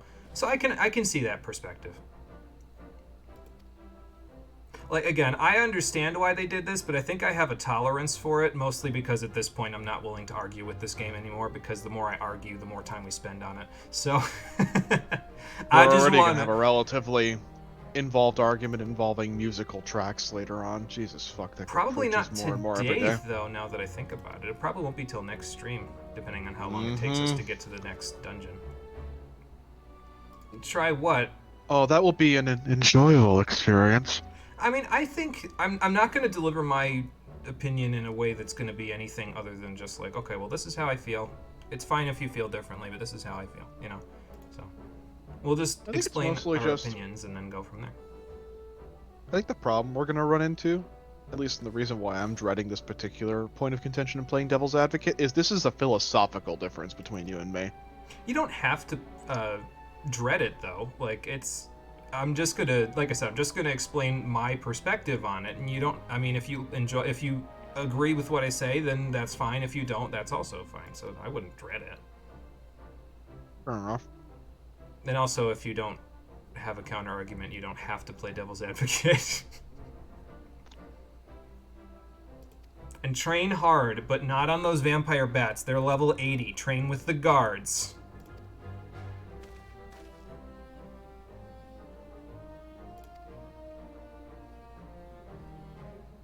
Yeah, I guess that could be used as a reason to get stronger, but don't use that revenge as a reason to... Because that means that your revenge on those Sin Eaters defines your life, and at this point the Sin Eaters are almost all gone, so like... I don't know if I define my whole life on a revenge story, kid, but I guess they did kill your immediate family. And you're dragging this Arkle kid along for the ride, so that's just great. Again, you can do that without killing things, so, you know. Or at the very least, you can do that while only killing things when it's necessary, if they absolutely give you no choice. Like, I'm okay with the idea of, we had no choice but to kill this because it would have killed us otherwise, but there's a lot of room in these world maps. You can walk around the enemies, or just stealth through them. How long are we doing this nightmare? Patch 5.3 will probably take the rest of today's stream and all of the next stream at the very least. It might eat into the second stream next week as well, depending on how long it takes us to do these dungeons and trials. And well, there's one dungeon, one trial, so those it'll be based on the queue times for those. And then there's like a metric fuck ton of cutscenes that happen at the end of this patch. So. Like, the space in between the dungeon and the trial, which happen in adjacent quests. So, like, you do the dungeon, and then the next quest over, you do the trial. There's, like, an hour of cutscenes in between them, if I remember correctly. A lot happens. There is a lot happening, to be fair. That's why I don't think we'll quite get done with that all today, unless we go for 4 hours, which I'm not planning on it. So, like, if we have to stop right before the dungeon, I'll stop right before the dungeon. Well, Ali say that's because you guys are still soul shriven and your bodies are in the source withering away, so you kind of need to get home soon. Yeah, This is actually kind of rough, damn. What? I'm doing the Lurik instance. Oh, okay. What's your gear looking like? Are you still in the Skyven stuff? No, I'm at 517. Oh, okay. It's rough because there's so many motherfuckers! Oh, yeah. Yeah, there's like a bunch of enemies and you have to focus on one at a time. There's like 5 enemies, so don't try to fight them all at once, that's what I'm saying. Also, Alice just had a dizzy spell, which means that her soul is starting to shrivel up. This is becoming an acute problem. You guys need to stop running away from it, and I need to get you home as immediately as possible.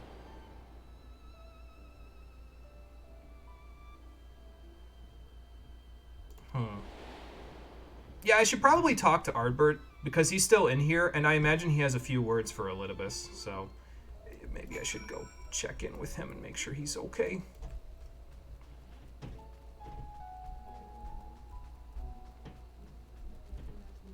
Oh, by the way, I think I mentioned it at one point previously, but one of the reasons why I like playing Ninja a lot in the field is because of this trait, Fleet of Foot, that you get at level 20. It increases your movement speed by 20%, so we are going 20% faster than I would go on any other class at the moment, which means that I'm saving a little bit of time over the course of this playthrough. by playing Ninja in the field, I've probably saved a total of maybe a half an hour's worth of walking over the course of the whole stream. So, you're welcome. I'm saying that as much for all of you as I am for me.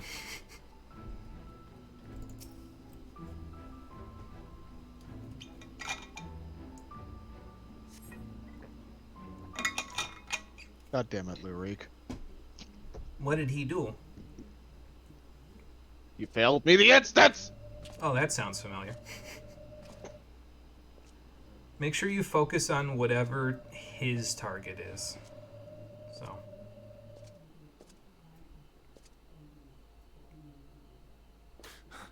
Well, hello there. What made you decide to walk up here? Was it you who called me here? I was looking for Ardbert, actually. So why are you here? Oh, okay, hang on. I'll be back.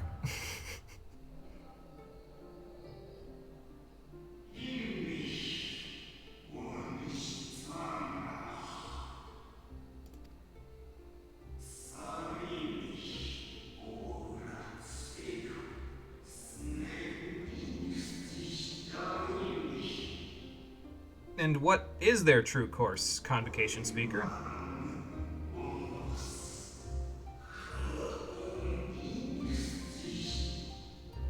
Is it the will of Zodiark, or are you one of Vinaz's defectors? Do you Probably the will of Zodiark, given how Elidibus ends up. Yeah, I was gonna say, do you guys even have a direction to put him in at this point? Considering... So you peered into my memories. Yeah. No matter. You will have found little of import. Well, the only thing that I'm wondering is what was the setting of that memory, Elidibus? Was that before or after Vinaz defected? Because if it was after, then you would have had no direction, because they would have tried to rewrite the will of the star, sacrificed half their people, failed, then tried to do it again by sacrificing more of their people, failed again, and then caused Zodiark to appear in reality, and then caused Vinaz's defectors to sacrifice even more people to kill him and keep him in check.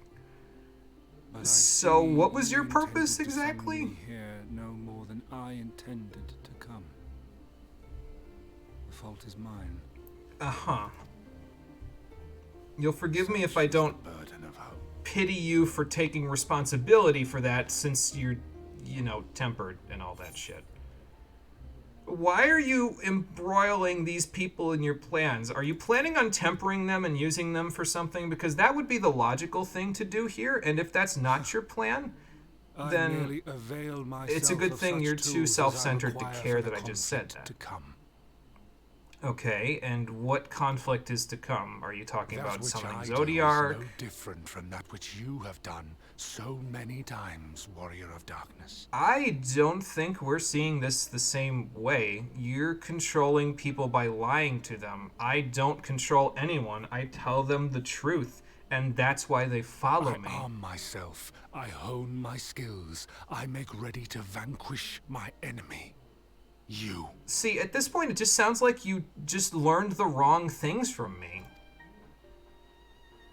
You who have murdered my brothers, who have taken their selfless labors in service to the one true world and turned them to ash. Because the alternative would have been them turning our world to ash. And I'll be honest with you, Elidibus, I kind of like where I live. I see you for what you are. You are death. And only in death shall you serve any purpose. I won't serve your purpose, not even in death. The Convocation charged me to steer mankind and the very star upon their true course. As Elidibus, it is my duty, and I shall see it done. And how are you planning on doing that exactly? I will strike you down. By killing me. That's where you're going with this? Body and soul. All else must wait. Your ultimate master plan is kill me, because that will solve your problems? Are you out of your mind? Ere long I will come for you, Warrior of Darkness, and I will save the world. I'm starting to think this man wasn't in his right mind to begin with. Which paints a very different picture of Elidibus than what every other piece of content in this game has done for him. Him being the master puppeteer who has kept all of us on a string. Now he just sounds like he's off his rocker. I bore witness to your final struggle with Emet-Selch. It seemed as if he saw something familiar in you. Like, did you huff a cordyceps or something in between the 6 months between patches 5.2 and 5.3, and now it's rotting your brain from the inside out, Elidibus? Because, like, this isn't you. As if he mistook you for another. Who mistook me for another again? Hold on, let me back up. Oh, Emet-Selch. Emet-Selch, yeah. Yeah, Hythlodius called me his new old friend, although I'm starting to think even Hythlodius was mistaken, probably because Hythlodius was a fragment of Emmett's memory. No. I recall not of whom he spoke. That's because they appointed you after those guys were already dead, or not dead, but fractured, sundered, or hiding. Or mayhap it is another fragment lost. Well, if you're losing fragments of your memory of the true course, how can you keep things on course? I wasn't aware. So, I have things about that specific about that specific line of memories lost. Mm. You want to do it which now, will be or interesting. After the cutscene. Okay. Because Graha's about to save me from this terrible, awful conversation. Also, Graha, why did you put blue spirit gear on your arms? Then I must insist you leave at once. My guy look like a damn OLED setup. Why don't you just throw SCP-682 at this game? Cole, you're the SCP guy. What is SCP-682? On it. Oh. Okay, thanks for stabbing Graha. He won't feel it because he's almost all crystal now, but thanks for stabbing Graha. Though you lack her blessing, your soul is surprisingly dense. That's because he's made mostly of crystal at this point. Speaking of which, Graha, what the fuck? How did this progress so far in, like, a couple of days? Yes, the hard-to-destroy reptile. Oh, okay. There you go. So he just did that to fuck with you. Well, that's just great. I wouldn't say you're unharmed, though. You appear to be taken by the pixelation. This is my own doing. The consequence of my recent exertions. Ah, yes, the consequences of my own actions.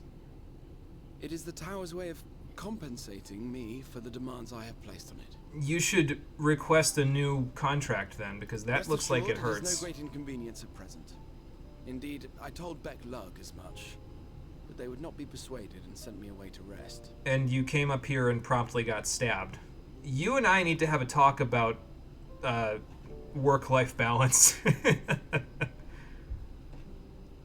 No need to make a fuss. Strange as it may sound, I consider it something of a Well, badge knowing of this by honor. heart is necessary. It is one of the basics. I'm one of those people who peruses the 001 proposals more than anything One like of the that. brave souls who saw me deliver Because I find the long-form fucking SCP articles extremely the intriguing. world shall ever have a And I'm also place one of for those people tales who of peruses the heroism. thousands So very long as we often. have need of inspiration SCP from 1000, 2000, 3000, 4000, and 5000. Though I he think and there's a his 6000 and fellows had no way of 7000 now, knowing but whether their mad it's been like scheme would a amount month to since I've been on anything. that site, so... They knew that the attempt alone would inspire hope. Or so they hoped. Yeah, that was their attempt.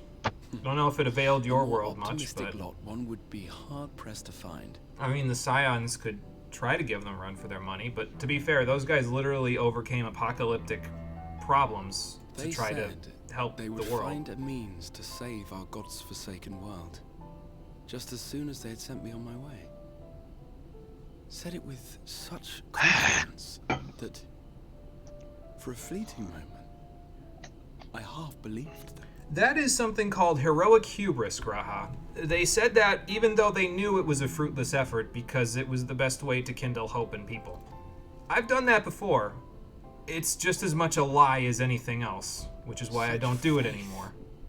Such courage in the face of unrelenting Unfortunately, I'm a victim of despair. such, well, For a long time, similar problems.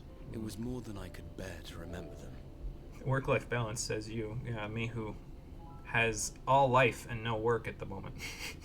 But having come this far, Working having on sent getting a full job, many though. on their way myself, I see things more clearly. SCP-035 and 3005. To take action is to hope. To believe, to choose to believe, is to take the first step towards a brighter future. Unfortunately, as I said, I'm kind of not up to And date on why do I my tell you this? SCPs. Because I want you to 3,000 is indulge me Nantes in a Shisha, little 2,000 is recklessness. Deus Ex Machina, 1,000 is Needless to Bigfoot, say, I have a 4,000 I can't remember off the top of my And head, when all is 5,000 said is and just done, called Y. I will ask yet another favor of you. Oh, good. Another favor for Grahatia. Fantastic. Is it gonna cause you to die this time? Like you tried to do last time? You're both here. Oh, thank goodness. Irene, what's up? Why are you out of What's breath? wrong? It's Thancred. He's collapsed.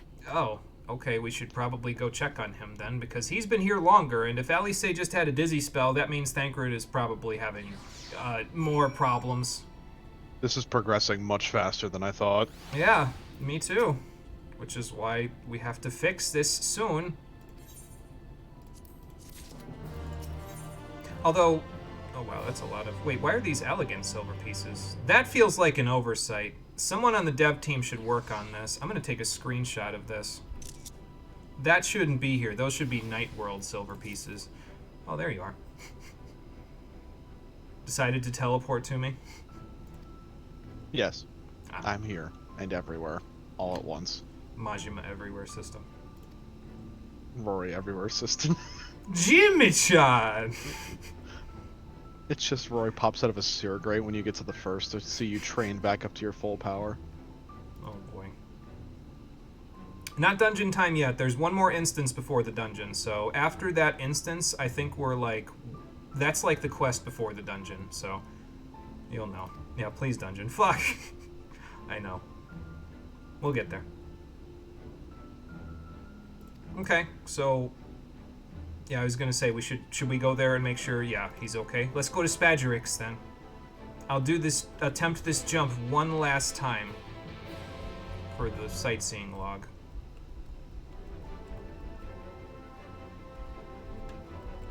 Eh. Nope, missed it. That's okay. I'll do it off screen. Yeah, I didn't have a chance to do that either yesterday because my Wi-Fi story. I keep forgetting to talk about it. So, my Wi-Fi card on my laptop is a MediaTek MT7921 Wi-Fi 6 enabled Wi-Fi adapter. If Marie was not taking a nap, Marie might actually know about this because Marie works in IT stuff. And what you need to know about this MediaTek Wi-Fi adapter is that Windows 11 fucked it. They just have like catastrophic problems now that Windows 11 is out, and even though I'm not using Windows 11, I'm using Windows 10, it still has problems. And by problems, I mean, and stop me if this sounds familiar, at some point it will just suddenly stop having internet connections, and then we'll get them back after a few minutes. Then it will start to hiccup and gasp at the internet by bumping up and down between a good and a terrible connection before it just dies altogether. This has happened for many people because I found hundreds of forum posts talking about this where people had this problem with this specific card, and I had no idea that this was a problem when I bought this laptop. So, yeah, basically my Wi-Fi card on my laptop is dying even though it's only 5 months old. It's a good thing, then, I have a USB Wi-Fi adapter that's Wi-Fi 6 enabled because I bought it as soon as I started having internet problems, and that's what I'm using for today's stream, is the Wi-Fi 6 enabled USB adapter. And I mean, seems like it's going okay so far.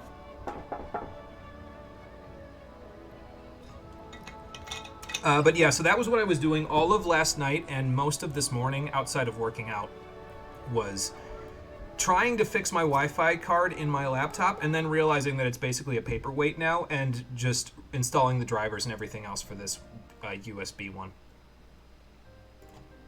I'm a little pissed though because like 5 months in and the Wi-Fi card dies is not a good look for a laptop.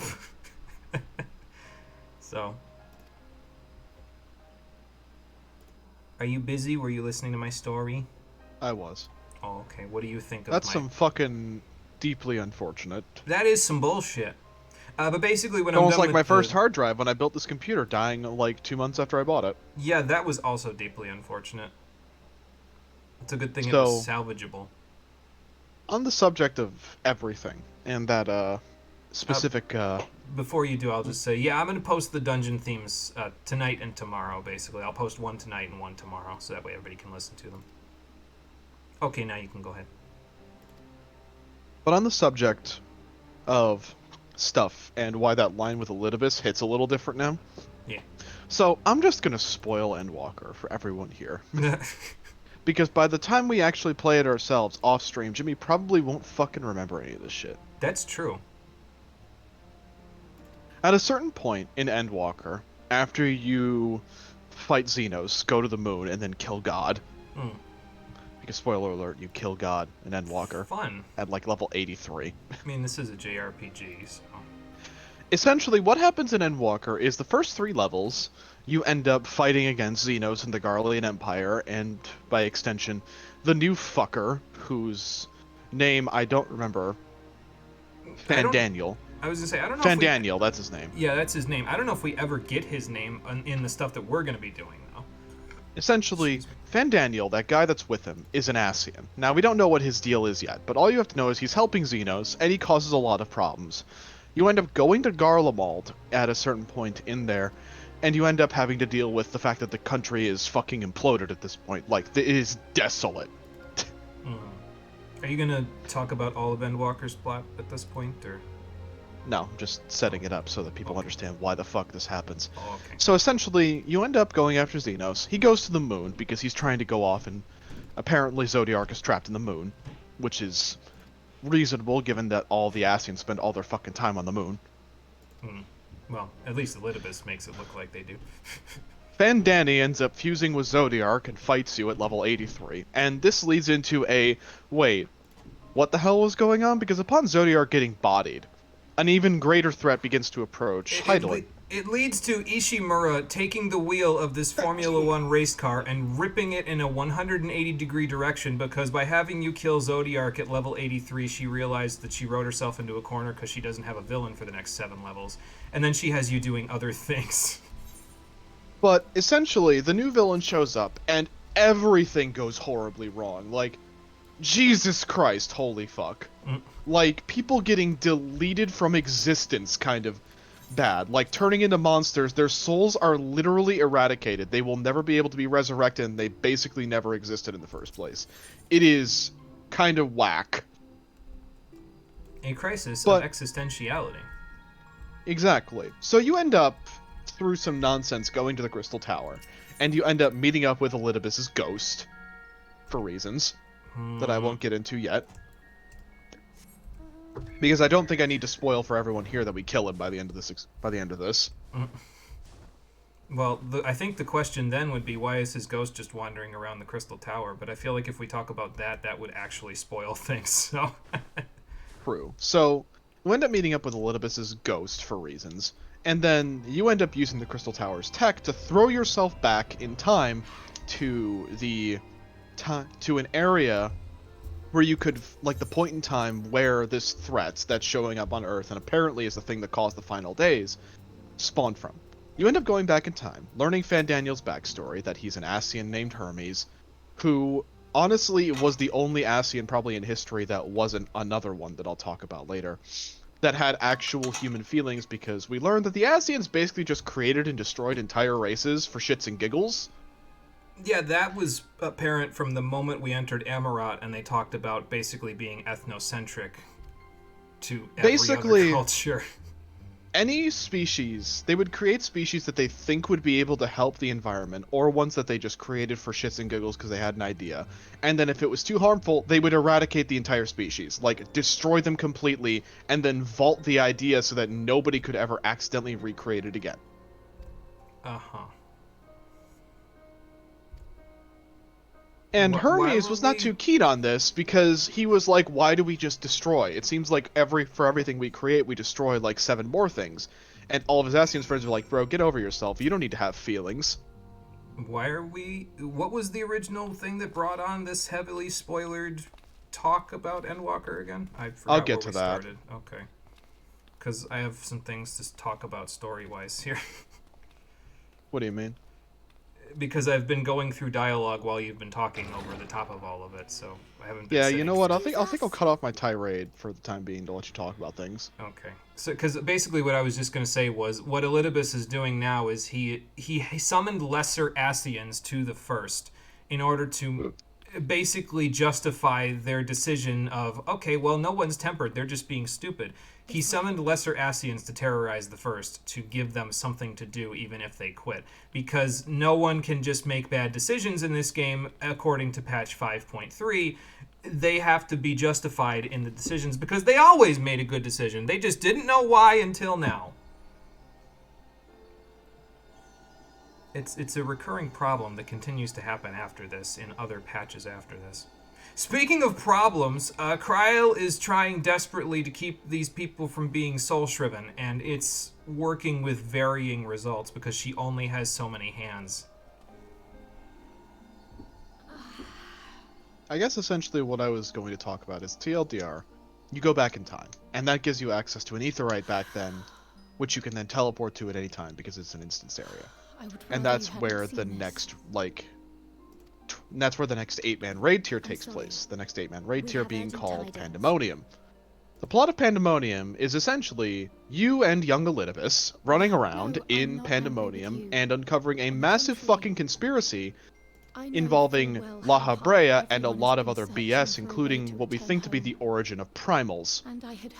Or like the first primal ever created, which led to the idea of Zodiarch for all the Asians and thus spelling their doom. I just want to remind everyone that everything that Cole's talking about was only written in Endwalker, which means if it conflicts with anything that came before it, it's a retcon. And the reason why I say that Elidibus line hits a little harder than usual is because that's where we're at this circling point, to. Okay. Yeah. Is that a specific Elidibus line about shriven memories and like broken memories? It hurts more now that I've played Endwalker because you know Elidibus. You talk to him, you make friends with him, you make allies with him, and you help deal with all of the crap going on in Pandemonium with him. And it's been so long and he's been through so much since then, he doesn't even remember who you are. Yeah. Despite the fact that in canon you look exactly the same as back then as now. Yeah, all of this is sounding like even more of a reason for... Because I already dislike what they're going to do with Elidibus in this patch, which is they're going to try to make him a sympathetic villain. Which makes no sense, according to what he's done previously, because he's always been the puppet master stringing all of us along with a plan that ultimately we don't know anything about, but he knows plenty about. Now they're going to try to be like, I actually don't remember anything, and I'm just kind of going through the steps as I think are correct, according to what I think you've already done. And it's just like, this just, it almost feels like character assassination, if they had ever completed his character before this.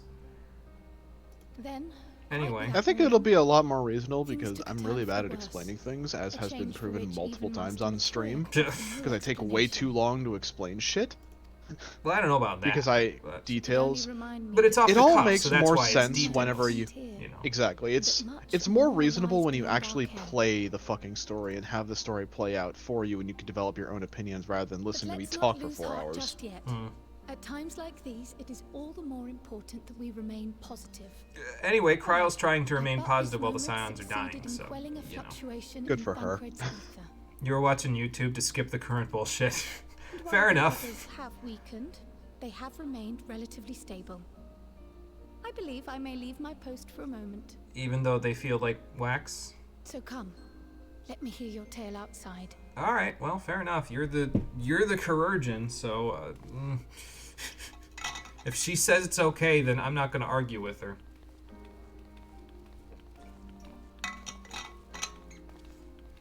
Wonder if I should tell Rory that I haven't had them move her body from Ishgard yet. I figured it would be easier to have her stay where she was, because she's a bit of a special case compared to these 5. But, well, I haven't explained to Rory what the problem is yet, because I'm saving it for after we get through all this Elidibus bullshit. But, you know. Why is the dwarf's child size? So both Tataru and Kryl are Lalafels, just like Rory, so they are all small.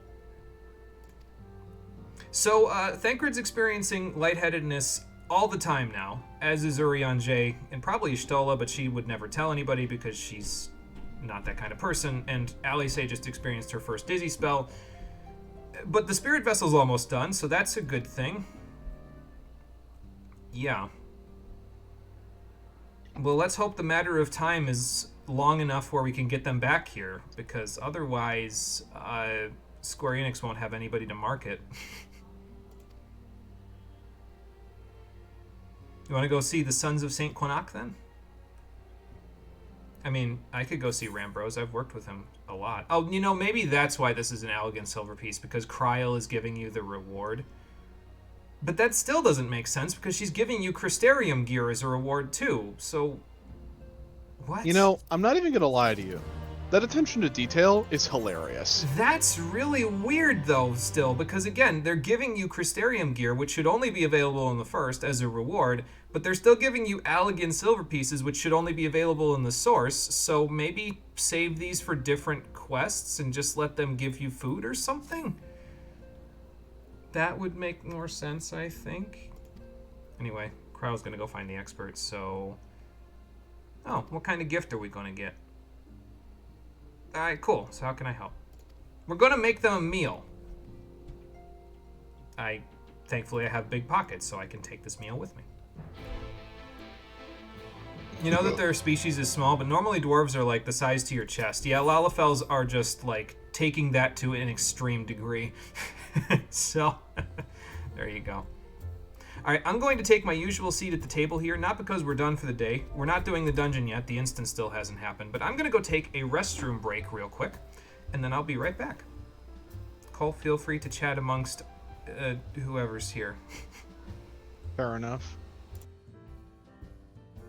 Doop-a-doo. Doop. Okay.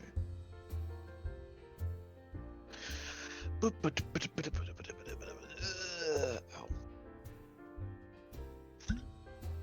Ah.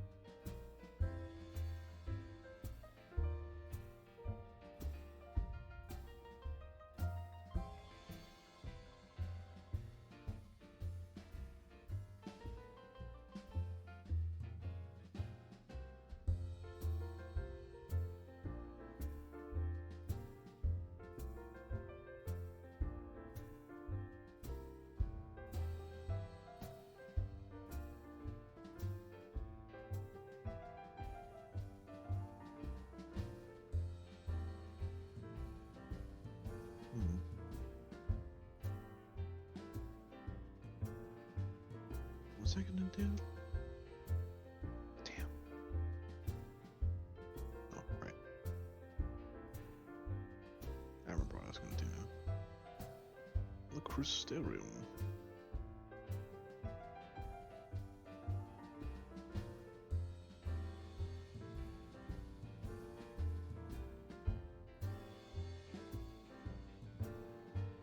To the pendants.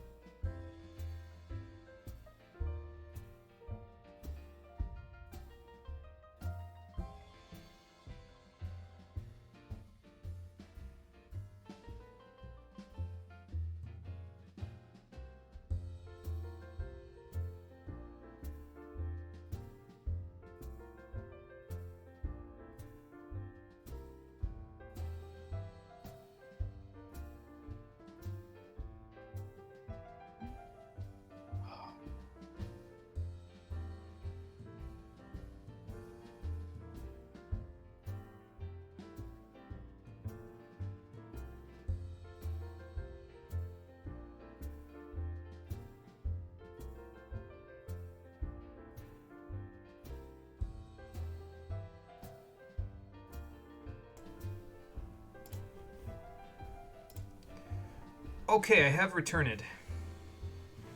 Don't die. I will not die. I just worked out today, and it's not a good idea to hold it for an hour when you have excess liquid in your body. It's not good for your kidneys. And as it turns out, my uncle on my father's side has bad kidneys, so I don't want to invite that upon myself. Understandable. So, anyway, we have to go make food with Tadaru. That's good, because I'm a culinarian, but she said she's cooking, so I guess I'll just let her do it. I guess I'll just die. I guess I'll just be the moral support today. Parvati, let's get up here. So what will you make in Rowena's house of cooking? Home cooking as in Charlian home cooking? Because I've heard Charlian food is not the best. They basically just make fast food. It's kind of funny actually, because they're just literally too busy studying things to make actual good meals that take hours, so they just make fast food. Oh, nice. I was gonna say, so you must have done a little bit of crafting, gathering yourself then. So what are you making, and why does it smell like stale bread? Oh, God. I think Rory and I need to make like... Loaf. I think Rory and I need to make like a fresh loaf of bread when we get back here so that we can get this smell out of this kitchen. That is white bread. Yes. It's... Your cake looks like bread. I'm gonna say that. I'm sorry, Tadaru, but I'm gonna say that. You got a roaster. I mean, technically speaking, they're made from similar materials. Archon loaf. Yeah, I was Fun gonna fact, say you can this actually is, make this as a culinarian recipe. yeah, this is Charlie and white bread. It's, I forget if it's like a level 80 something recipe or what, but I think I could probably make it at this point, but I'm obviously can make better breads. Heartier breads that aren't just white bread. But I guess if it's a reminder of the Charlian, and it's a good source of ether somehow, it's bread, but whatever. It's the thought that counts. And apparently it's an acquired taste because Cryo likes the smell too. I don't find it revolting, I just find it to be normal, which is not the kind of smell you want when you get bread fresh out of the oven. It should smell heavenly. Hi, Rambros. Good to see you, too. How's the Suns going?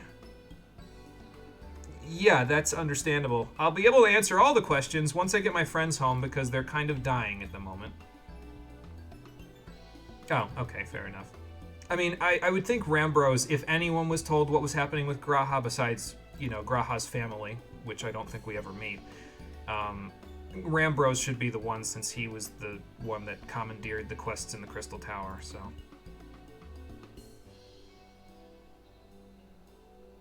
Well, yeah, I was gonna say, what's the idea? A message of hope for Graha? I suppose that would hearten him.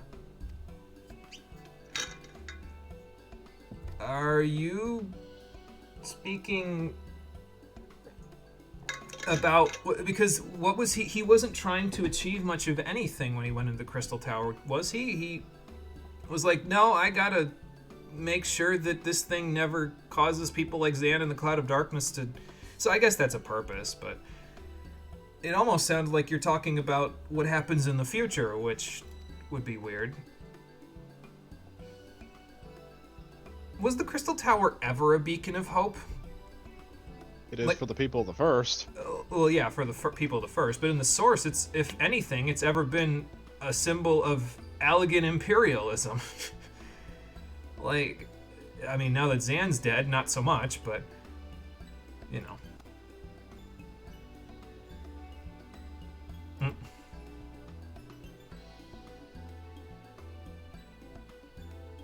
Sounds like a plan. I will make sure the bread and the message get to where they need to go.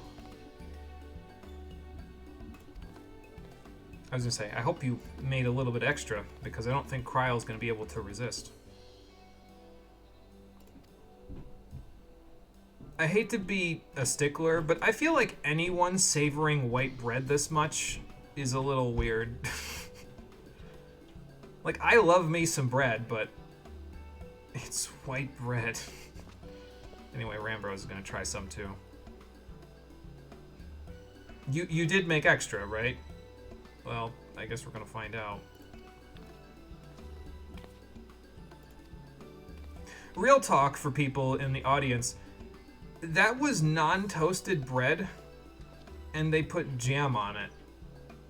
Like, I've had peanut butter and jelly before, but I almost feel like at this point, I need to toast it before I put the jam on it, you know? So. Well, yeah, because you guys are too busy studying to make proper food. It just reminds me of the Culinarian Quest now, where you basically, in the Heaven's Ward ones, you take part in a cooking competition, and at one point you basically send a man to heaven with how good your cooking is. That was a lot better. That was hilarious. That quest was great. Oh, yeah, that would in fact defy description, because who puts fish inside of their bread loaf? And by that I don't mean on a sandwich, I mean in the dough before you cook it. I guess if it does what it's supposed to do, I mean, if you get your entire meal out of a piece of bread, I suppose that would save time. But I like savoring my food. I feel like Rory and I would have a very similar, like, absolutely baffling feeling about this entire section here, because we're both pretty prestigious culinarians at this point. And we're both like, why would you not savor the just like brain melt. Yeah, just our brains turn to mush in front of this undefinable white bread. Anyway, speaking of white bread, I have it for the Exarch, and my return spell is back, so off I go. Bye, Tataru. Say bye, Interceptor. Oh. Yeah, that. Okay, off we go. People are dancing in the Aetheryte Plaza. Good on them. They're not out killing things, even though Clan Nutsy told them not to. Never gonna let that go.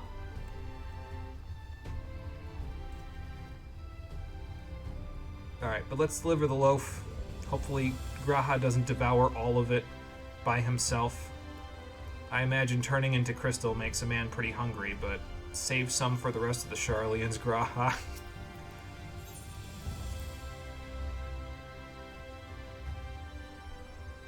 They have Graha eat a lot of food in this game, though, don't they? Isn't there like a cutscene in Endwalker where he just devours a cheeseburger, basically? Yup. That has been memed to hell and back. That's why I've seen it. He goes to town on that thing. He's stuffing it in his mouth. Well, actually, Tataru baked this with Kryl and Rambrose's blessing, so... And yeah, also he said he knew you would achieve your goal, so don't hold anything back, even if you're turning to crystal, so you probably should rest. I will see if I can let him know.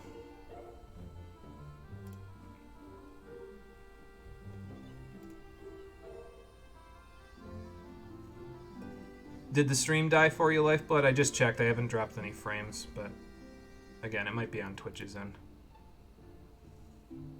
I don't know if that's what you mean by you say, guess it just died. So. Cole, how does the stream look on your end? Crunchy.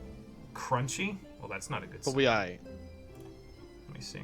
Yeah, again, my bitrate's holding steady and I haven't dropped any frames, so it's probably a Twitch thing. Figures. I can't even stream on a day when I don't drop frames because Twitch just ends up fucking up. Oh, man. You have to perform feats of mastication to consume this white bread? This just sounds so much worse than I thought it was. Like, I was like, okay, it's white bread, whatever. But now it's just like, this is an eldritch abomination made in the oven. Baked to whatever Sharlayans would consider perfection at 300 degrees Fahrenheit. Forgive the delay. Hi guys, I brought you white bread. We have visited every region and confirmed the presence of Ascians throughout the realm. Well, that's just great. It's a good thing they all die in one death flare. Lest a grave predicament be made to seem hopeless, it should be noted that they are of inferior rank. Right. The black masked minions who answer to the red. And to be fair, I killed 3 of them in... Was it 3 or just 1? No, it was just 1. I killed a bunch of lesser ones and then one of the... Not the Paragons, but whoever's directly below the Paragons. In one death flare. At level 60. So at level 80, I could probably kill all of them very quickly. Yes. A gaggle of schemers attempting to exploit recent events to sow the seeds of petty conflict. So again, instead of going with what I think would have been the more interesting option, which was Elidibus just tempered everybody using his illusions to the errant signal of Vana, which has been pulsing in the first since time immemorial, and he's going to use that to summon Hydaelyn, quote unquote, and have you fight that as the 5.3 trial. He's just doing normal villain things now that take basically no creative juices to write out. I mean, I suppose 6 months of COVID will do that to your brain, but... We also encountered a number of the Crystarium's former defenders, busily solving this problem and that in a bid to become warriors of light. You're saying this with a smile on your face. You can understand how I would find that sour. Their zeal is to be applauded. I'm glad they're helping the world, but... Encourage them on their course. This is only going to make it harder when they have to put the sword down because Clan Nazi says they don't have to cull anything. Both the troubles to be solved and the villains to be vanquished are his doing too, like as not. Yeah. And so, with apologies to the aspiring warriors of light, I believe it best that we deal with the Ascians quickly and quietly. That would be best, yes. I quite agree. So what's the plan, gang? What news from the source? How fare our bodies? You guys have seen better days. We need to hurry because you guys' bodies feel like wax paper, and that's not good. Oh dear. Generally, that's, you Then we know, must a redouble little bit our concerning, you know? Just a Not that smidge. we've ever stinted in that regard.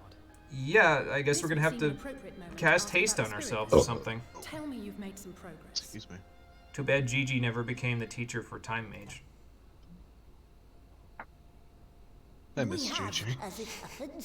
I brought you Gigi, though. I know. I still miss my son.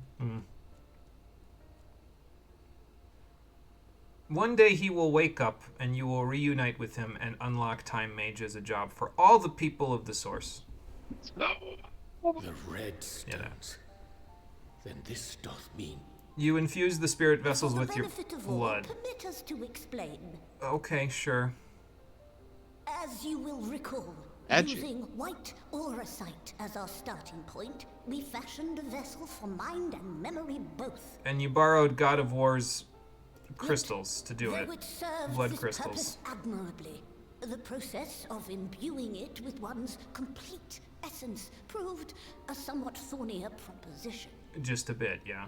Oh, you got ads again, Lifeblood? God damn it, I forgot to check on that yesterday because of my internet thing. Simply I'll check on put, that when I'm The done. memory would not accompany the I gotta leave mind. myself a note. And so we looked All the to things I gotta Arcan's do. Mastery of memory transference for a solution. And what did you find?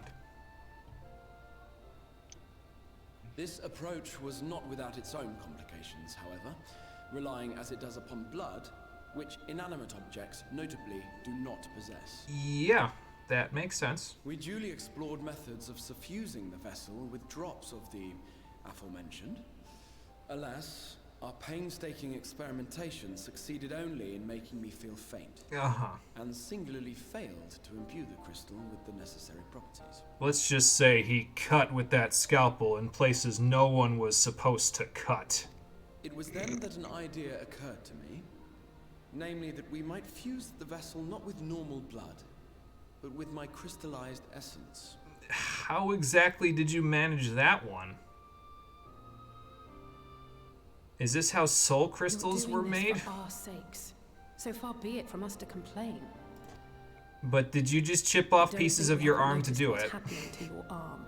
Yeah, and also If that. you did, I'm gonna throttle It you. falls well short of offering up my life in exchange for yours, which was your. I'm not offering up my life, I'm just offering up my crystallized flesh. and it is but a small price. That's the to same pay thing, for Grahatia. Mm-hmm. The He's sequel regressing. works. We shall soon know if this grisly addition will serve as a suitable conduit for the subject's memory. Though not soon enough to warrant your waiting. The test is like to take a while. What are you going to test it on exactly? Let us be off then. We have Ascians to attend to, among other things. Yeah, that's probably more important. All right, gang, let's go find the lesser Ascians and kill them, Forgive and me, I'll see if but I can find count 6 Elidibus. vessels, and there are only 5 of us. Actually, I think I know where that's One going. is for testing purposes. I will personally use it to see whether the crystal functions as it should. Because, okay, so 4 of the 5 are here. Reen obviously is from the first, so she's going to stay here. The other one is for Ishtola, and then the 6th one is, And if it does, well, wouldn't that mean that your soul could also return to the source? Graha's. Even though he already exists in the source as a much younger man. Yes. In theory, at least. But So- there is a distinct difference between your circumstances and mine. While your corporeal forms want for souls, my past self does not. You're right. The only thing that wants for anything is your current self, which wants for a body that's not mostly made of crystal. Mayhap our essences would blend, or mayhap they would curdle. There is no telling what might occur. Just don't turn into an eldritch abomination when I take you back there, please. I don't need you turning into the villain of the next X-Pack. And Agreed. you'd be willing to take that risk? Would have been a Final Fantasy 13 2 moment if it did happen, though. Would have gotten to the credits and been like, bruh. Abracabra. Well, that was the wrong thing to say to Alice, so good job breaking it, Graha. I think she just needs to think about it for a while, gang. She'll take care of the Sin Eaters and Amarang to, you know, get rid of her pent-up aggression from what Graha just said. We'll go take care of the rest. You guys keep testing. We'll be back.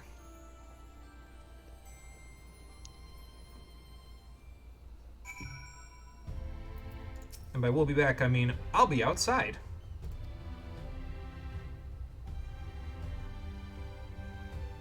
Yeah, he's planning on taking himself back there, but he's, yeah, trying to do some weird, funky soul shit.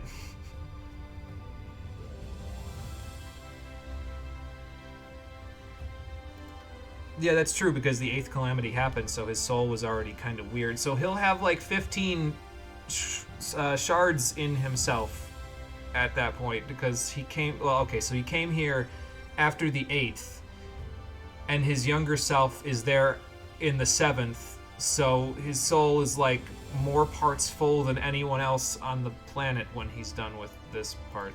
This is making my head hurt. This is like talking to that ether physicist from the Charlian that I've been talking to try to help out with Rory's predicament. You still haven't told me what my predicament is. Let's take care of Elidibus first. It's complicated. I assume I'm the same as the other Scions and currently sleeping, though it doesn't make any sense as to why I haven't had any crippling headaches. Yeah, well, that's a lie. I have had one crippling headache. It's you. Well, here we go again. At least I know it's the same old Rory. Oh, and again, here's the attention to detail thing. So now the Crystarium gear makes sense for them to give it to you because Urianger is here, but he's giving you Allegan silver pieces, which shouldn't be available here unless he's just. I was gonna say he just kept them in his pockets this whole time, but they came here naked, so he couldn't have done that because he didn't have any pockets. What? Anyway, time to go kill some Ascians. Here's something I can do without thinking too much. We should probably go tell Ishtola that the Ascians are wandering around, right? Yeah, I was gonna say, she's probably still down in Anamnesis. So. I mean, don't sell yourself short, Thancred, but I'll go make sure she's okay, to be fair. I wonder if she's collapsed at all down there. I imagine it's been a little tougher for her, considering she's... I hope she brought, like, food and drink with her, since she's been down there for days at this point. Days. I mean, I could just teleport there, because that would be far faster than going all the way to Venmont Yards for another 5-minute cutscene, but okay. God, Oh, I yeah, should really fucking clear out my inventory. Jesus almost Christ. forgot. Tadaru brought all of you some Archon loaf, so here you go.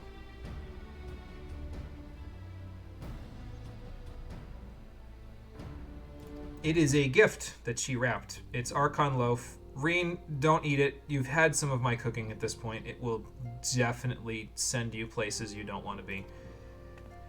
But for the rest of them... Oh god, Reen, don't even start. They're gonna let her? Oh, man. It's an acquired taste. And that's putting it lightly. Good luck.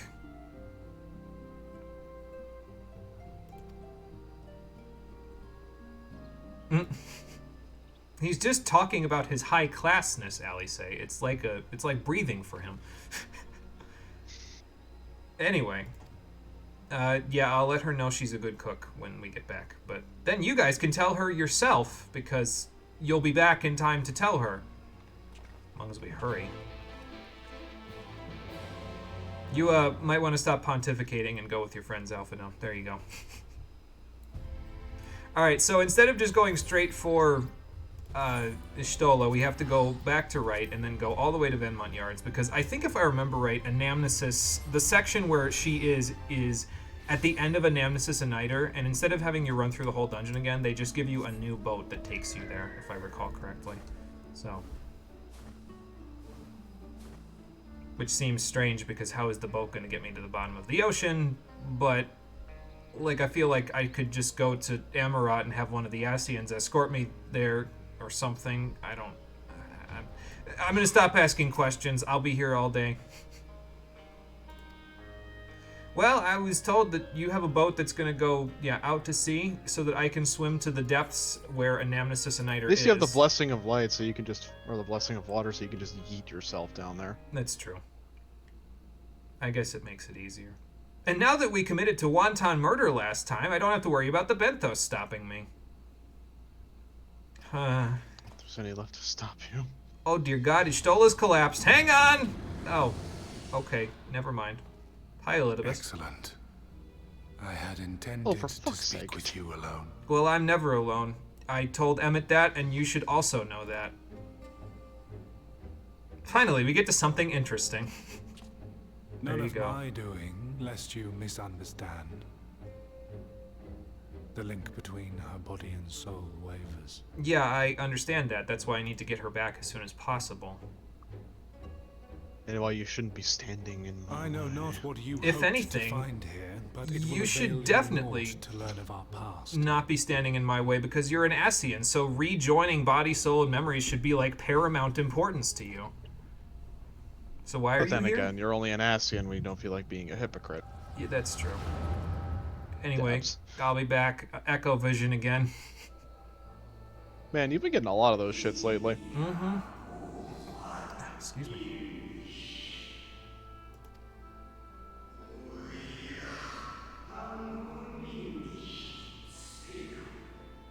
That's because he had nothing to go on, no teachers to teach him when you appointed him, because they were all dead or sacrificed. And also, if he's obsessing over how he should do things and not just doing them, does that make him a good emissary? Because I would say no.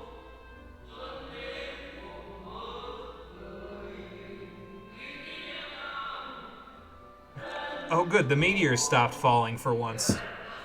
Let's look outside and look at the smog-filled air.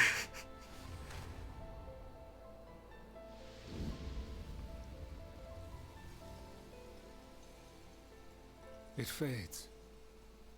Fades away into oblivion. Does the world no longer have need of me? That would be surprising, considering you I am Elidibus, had a big and plan about 3 days I will ago. fulfill my duty. It's almost like 6 months passed and they threw all their work in the garbage. Sundered though you may be, you fought for the world's salvation. For hope. You're missing something there, Elidibus. That's not the Warrior of Light. That's not Tiuna. It swells within There me. were no Vera ears. Empowers me. Now Now I may carry out my mission. Although that would make sense, to be honest, if he went looking for purpose because he forgot his, and he just accidentally possessed a LARPer instead. Why do I? And that's why he's acting so crazy, because he thinks he possessed somebody who was a hero, and in reality they were just faking it the whole time. No shade to LARPers, you know. If people want to live-action roleplay, that's what LARP stands for. More power to them.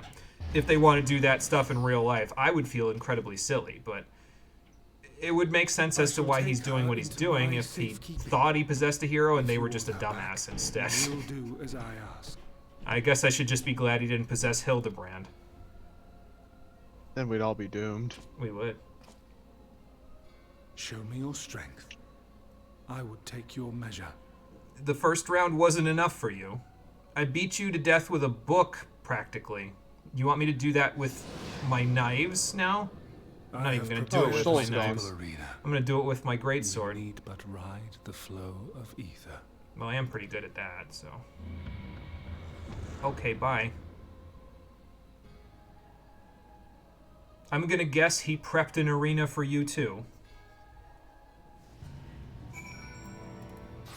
Or are you waiting outside because you're not in the instance with me? Although that's because you're not in the party with me, so...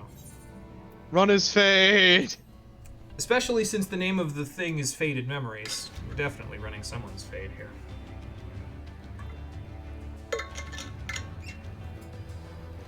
Alright, where are we dropping? Back in Amarat? I mean, I guess that's an arena. There's nothing here other than those cubixes, but... So what am I fighting? Did you summon Archaeotania? Because, I mean, I could probably beat it, but... I'm aware, yes. I've been here before. We've been here before. You'll excuse me if I hold that in complete doubt. And this is this a game to you, Elidibus? Because I'm less concerned with your game and more concerned with getting my friends back home. So I am disappointed in you because I thought you had a plan here. It turns out you're riding by the seat of your pants. No, our goals are not in conflict. I don't want to conflict with you because your goal doesn't make sense. The only way we could be in conflict is if what you were doing actually made sense. Otherwise, this is just a massacre, and I'm the one committing to it.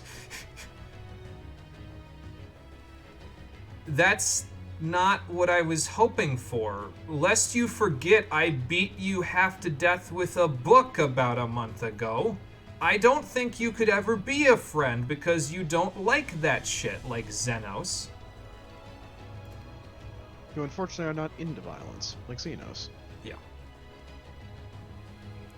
But if you're so convinced that I'm going to tear down everything that you've built, even though you've built approximately nothing in your time since you got here because you just threw all of your plans away, or the plans I thought you had away, then I will tear you down some more.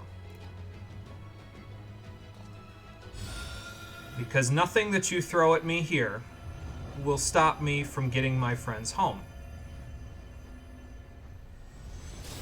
If that is supposed to scare me, you just changed a couple of memories around to different memories.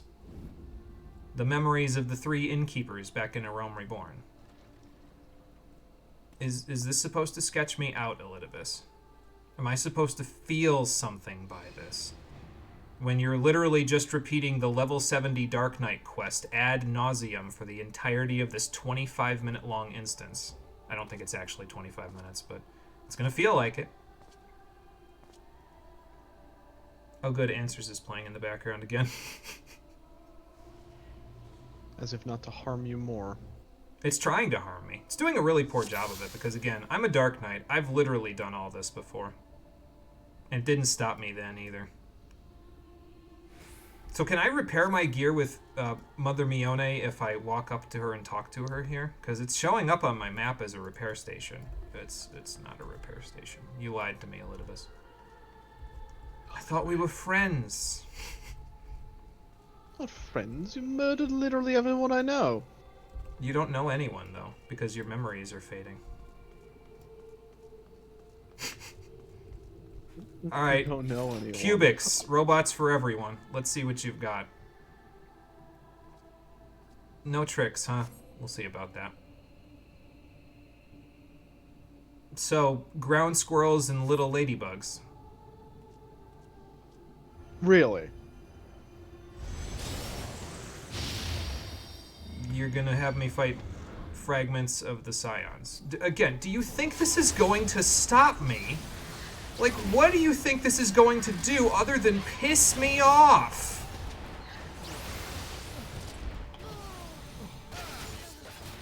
Because these are not the people. Pissing me off. Because these are not the people that these memories are based on, Elidibus. If you think this is gonna make me feel something, it's not. It's only, well, okay, so it's making me feel something. It's making me feel angry because you think this is gonna get a rise out of me. Are you trying to unnerve me? Because it's not working. No, I'm saying that because it's not working. Try harder! Yeah, try harder if you're trying to impress anything upon me, because you're failing. You're literally doing exactly what the Dark Knight quests tried to do. See, it's making me angry, but it's not making me angry for the reason that he's saying it's making me angry. What it's supposed to be doing is it's supposed to be making me angry because he's having you kill your friends. I'm just angry because I've already done this and I'm bored. Which is entirely not what his purpose was here. Now he's having me fight the Garleans, which, you know, I guess that's cool.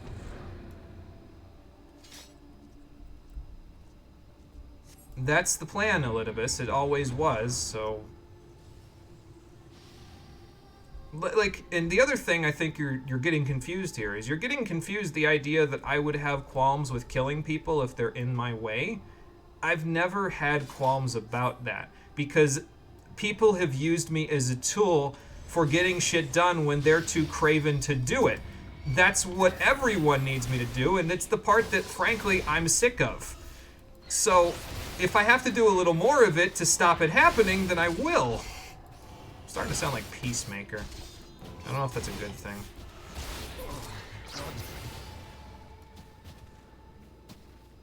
I love peace with all of my heart. If peace is something that I can acquire, I will kill anyone who stands in my way. That was a line and a half. It's like, whoa, okay, dude. You will never leave an impression upon me, because, again, the reason why I'm angry with you is because you're boring me.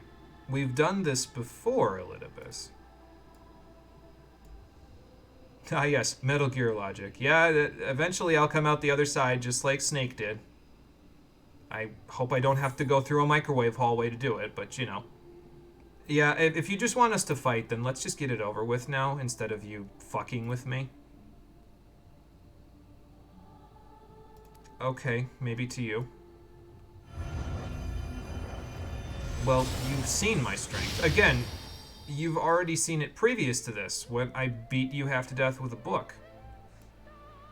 A book? Mm-hmm.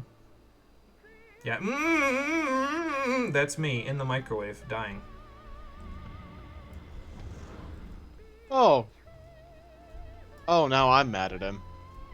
Yeah, but La Habrea would have killed everyone, and then you wouldn't have gotten the opportunity to do it, so you would have been angry about that. Also, I don't know if you caught that. He just summoned Harshafont. I'm pretty sure he's gonna make me kill Harshafont in a second.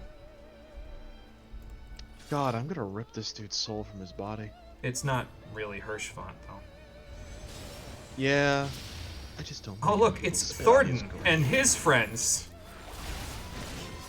He's also tethered to them, so maybe I should do something about that.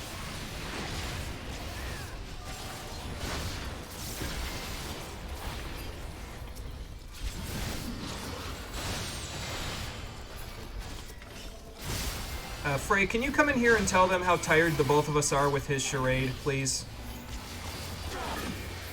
No, down with you. Fuck off. Oh my god.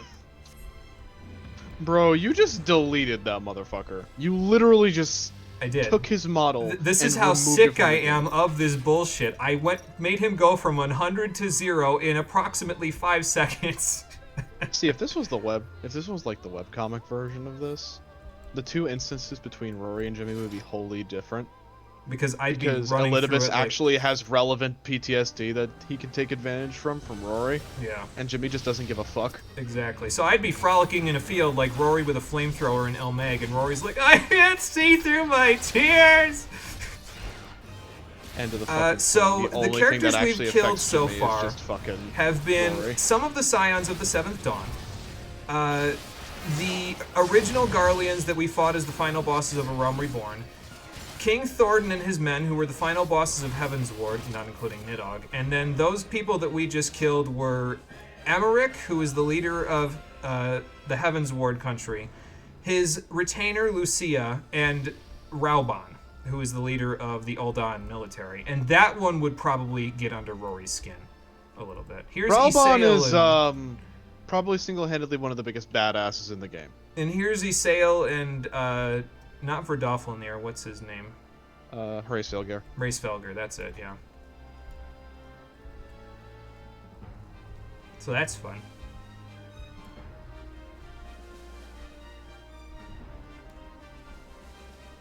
I did put an end to the Dragon Song War. Are you going to have me fight Nidhogg now? Because I am definitely equal to that challenge. I have grown quite a bit since the last time I've seen this man, and I will show you just how much, because you don't fucking believe me. Though I do find it amusing that they throw all of these, like, villains at you, and you're just fucking deleting them. Yeah, because I'm pretty well done with them. They mean nothing to me now. Because they're not the people that they're supposed to be representing. They're just obstacles that he's throwing at me, thinking that they'll actually do something to stop me. Thinking they'll actually make me feel like he feels about the Ascians that are his friends. That's your problem, Elidibus. If you considered any of the Ascians your friends, you're wrong. They used you. You're a tool in their eyes. Yeah, that's the part I'm trying to stop, actually, is the conflict part. It makes me think a little bit, though, because I was talking before about how, oh, you know, well, I've been trying to get Hydaelyn to transfer the whole Warrior of Light thing over to Rory, because that's all she's ever wanted. But going into that instance with Cid kind of reminded me of the fact that Rory was the product of Garlean experiments too, and she was the product of Garlean experiments explicitly designed to make her a super soldier, fit only and ever for battle. So if I transfer my heroic powers over to her, they'd be getting what they wanted. And I don't like that, because then the war would never end. Sounds like I'm gonna have to come up with a more creative solution. No, it's fine, Elidibus. Please, finish your sentence. Ah, but you can't, because you forgot it. Can't, didn't you?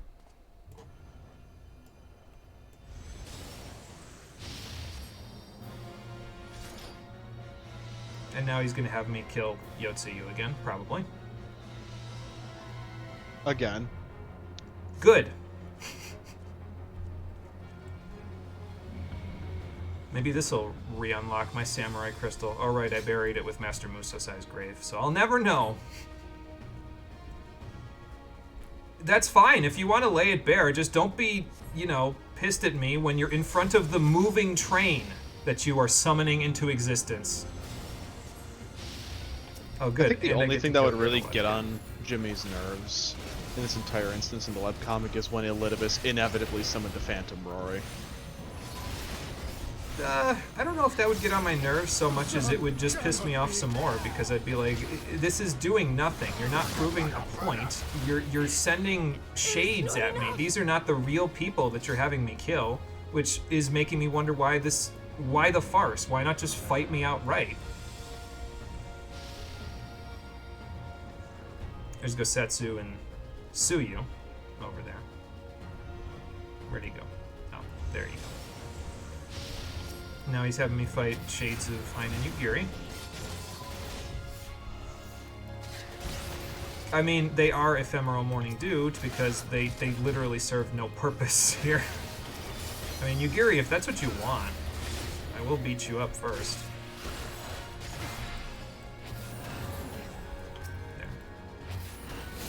I'll just wait till you're done. Hi. There you go. I cannot fail. Not again. He would just enjoy killing someone that annoys him from time to time. If you're talking about Elidibus, I mean, I guess he could. Oh, yeah, that's right. And who are you calling a beast this time? Are you calling that? Oh, okay. I was expecting to see Tsukiyomi, but there's Zenos. So. Yeah, that fits. Oh, me killing fake Rory? I mean, I guess. Oh, good. We have to do this again.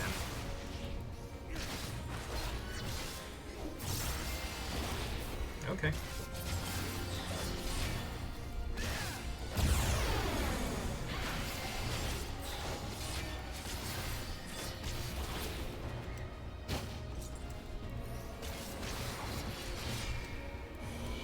Wait for it. How about no more swell? Just fight me, Zenos.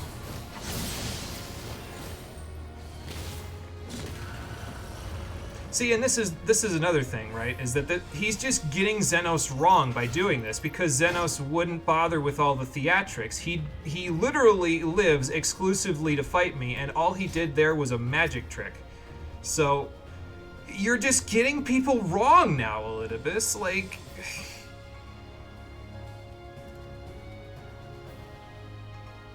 well, then why the theatrics in the first place? If you were just gonna say, okay, well, this is stupid, so let's just fight for real.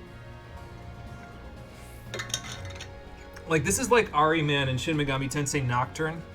In Phase 1 of his boss fight, he has you play games where he locks your commands.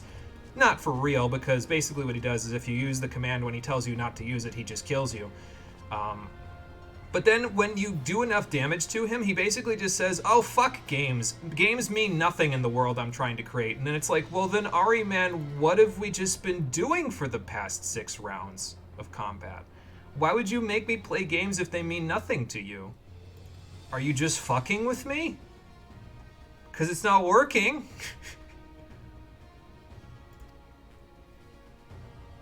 Alright, so, let's see if you can tap into Ardbert's muscle memory by doing this. You already tested me. You failed. This is the final exam, Elidibus. And you didn't study last night.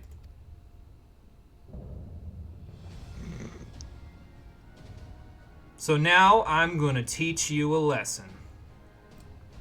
Normally I say that shit just to be corny, and I admit to being slightly corny there anyway, but I genuinely just meant it in malice. Like, I just want to be done with this shit.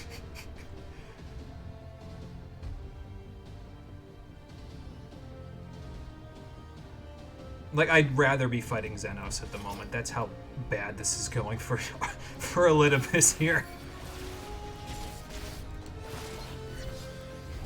I've already underestimated you, and you still came up short, so it's a little late for that.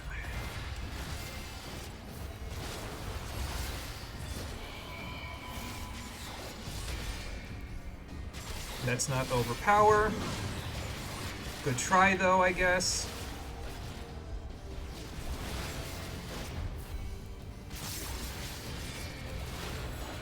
You know, if I came in here on a DPS, this probably would have ended faster. Maybe I should have done it on Summoner. I'm doing it on tank. Well, me too. So. No, I just want you to be out of his body. Dad, I'll be whatever you want me to be. I want you to be dead!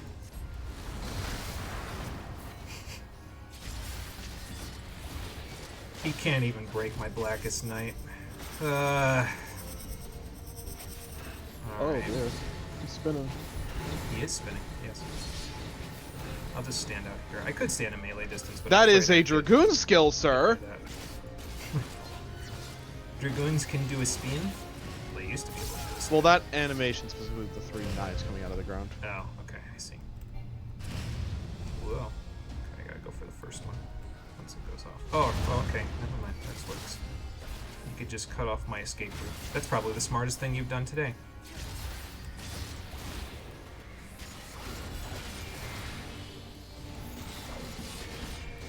He also messed up my rotation, so that's, again, probably the smartest thing he did today.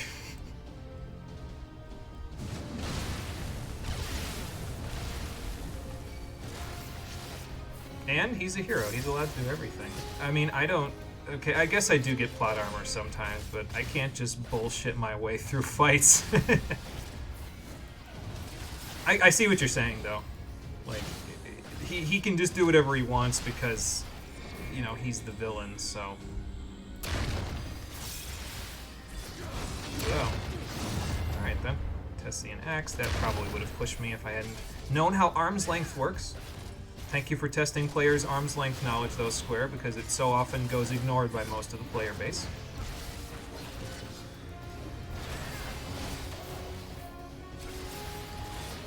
Let's not forget that I faced you too, asshole. And how are you planning on doing that? Boy, it's a good thing I didn't set my thing down. My salted earth. Lands of Old! He's got damage up. Good for you. I've been holding back this whole time, Elidibus, and you're still disappointing me. Stop disappointing me. Give me something to feel, man. I've reached the limitations of my physical abilities. Eventually, Rory will become stronger than me by virtue of simply existing. And you're still coming up short! He is trying to hit you with an LB3, though. He's a warrior, though, so it couldn't hurt me, even if he tried. God, let warriors do a damage, LB. Please. Yeah, I know. That'd be nice. I mean, you throw a mountain at the ground as a warrior, so I would think it would... You know, I'm not even going to try to dodge this. I could have. I'm just going to TBN it. My TBN'd late and it still did nothing. But this game is bullshitting. I mean, yeah, it does do that a lot, doesn't it?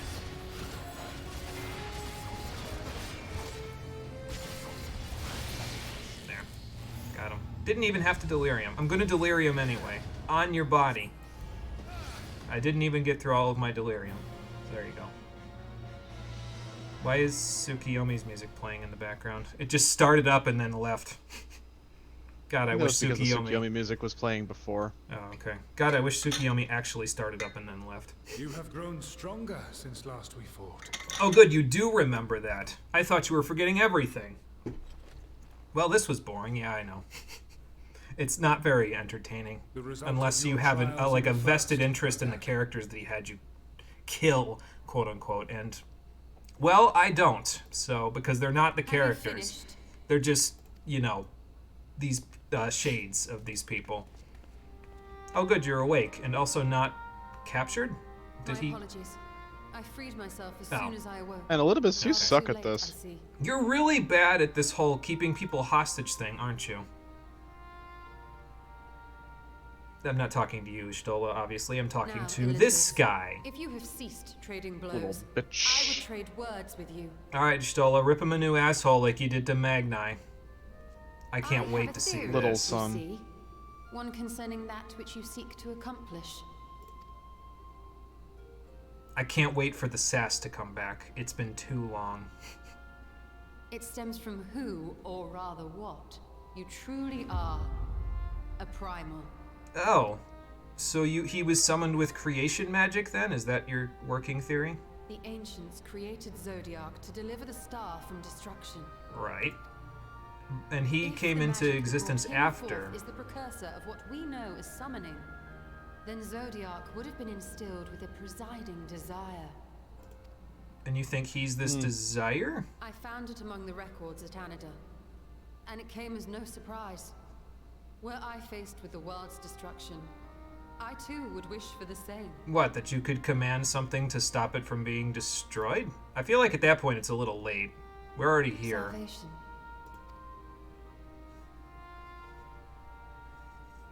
I know that you sacrificed yourself to become Zodiac's heart. Doesn't that fly in the face of our current working theory that he was put in that position after the fact? Or are we just confusing all of our plot points at this How point? he came to be separated from him is less clear. They are just convoluting all of their plot points at this point. Well, that's just great. Are a fragment of his being.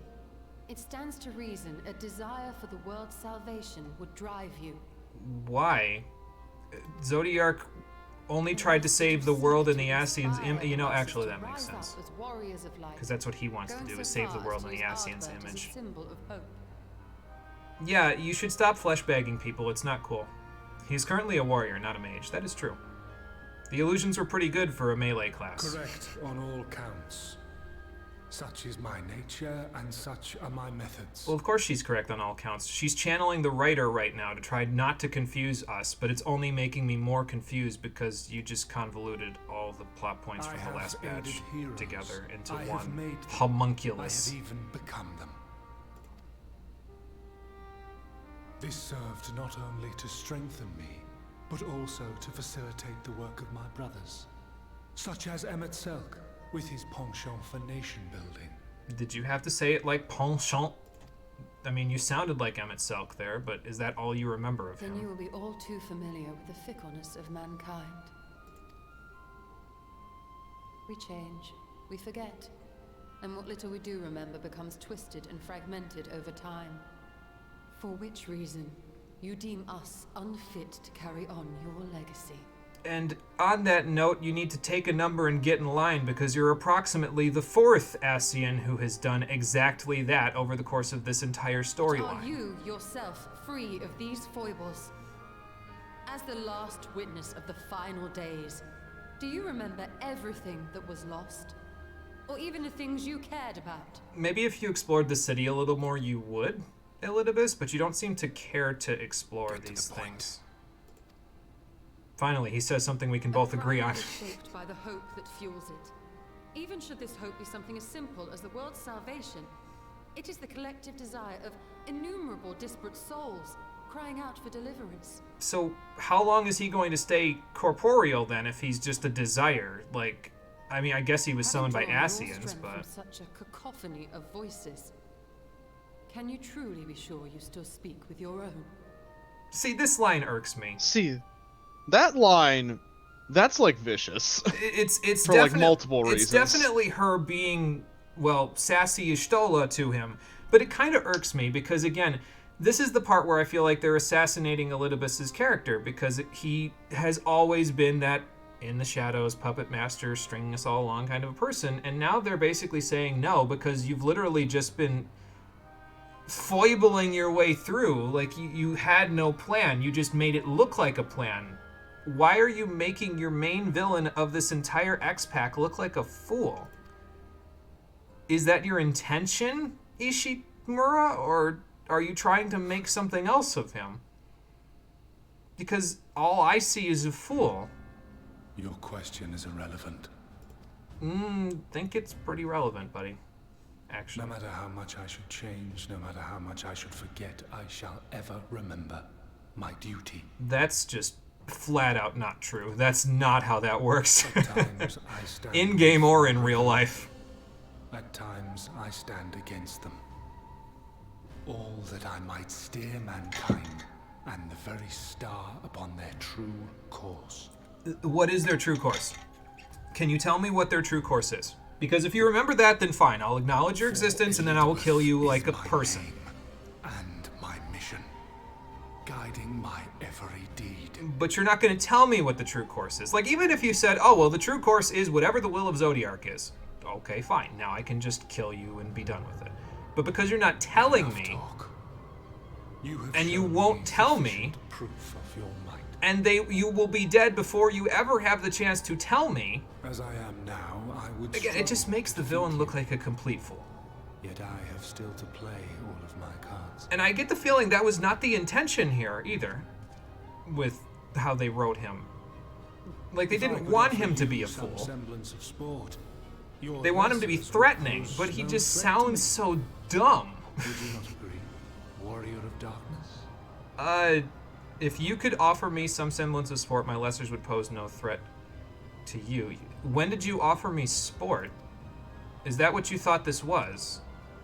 This was not sport, Elidibus. This was you wasting my time. We just wasted 20 minutes with whatever this stupid game was. Well, it's late at night, actually, but I suppose it is AM now. Anyway, how did your mindfuck dungeon go? I had so many fucking PTSD flashbacks, then I had to fight you. Oh. So you got all your I catharsis had to cut out. off Raubon's arm! Oh, fun. But wait, now hang on. If you fought me at the end, that means you got all your catharsis out, because all of the bullshit he put you through, you could just take it out on me, right? I took no catharsis in that. You spammed self-destruct. Oh. Well, that's actually really funny. That sounds exactly right, because you still have that memory from our days in the arena. Every time I close my eyes, I smell the cinders. Or maybe that's the war flashbacks. I think you should check in with a doctor. I'm pretty sure smelling things you're not supposed to smell are signs of a stroke. Well, according to you, I'm not even in my own corporeal body, and ether's fucking wild, so... Yeah, we gotta talk about that. Oh, look, a crystal.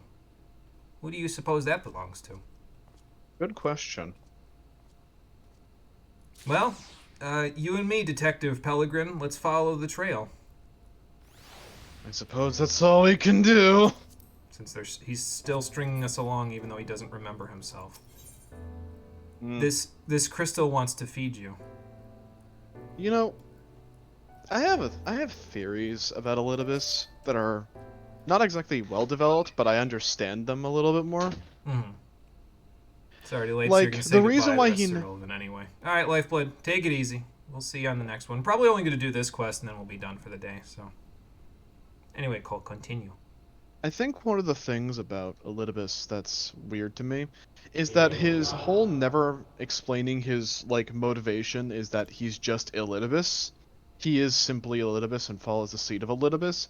It honestly makes this weird feeling. I don't want to say I feel bad for him, but all I really see in him is just a primal that has no direction, fueled by the vagrant ether of a time long lost, and who has been subsiding on this ether, this hope of his brethren, and now all of them are gone, and his power source is limited until he establishes a new one. He doesn't even know why he exists anymore. The primal has been around so long that he's lost the fucking memo.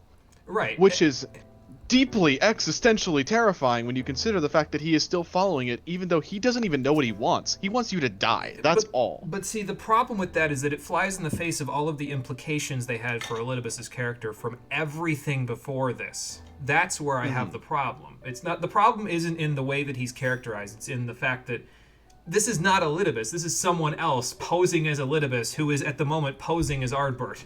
This is like body snatchception. I think one of the things is that... Oh, we're getting to this part. I have no idea how you're going to explain away this in the story. More crystals.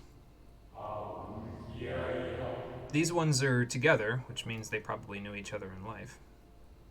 Embraced by Earth, Earth Crystal says. Caressed by the wind, next to the Wind Crystal. I wonder if that makes the Black Crystal the Creation Crystal.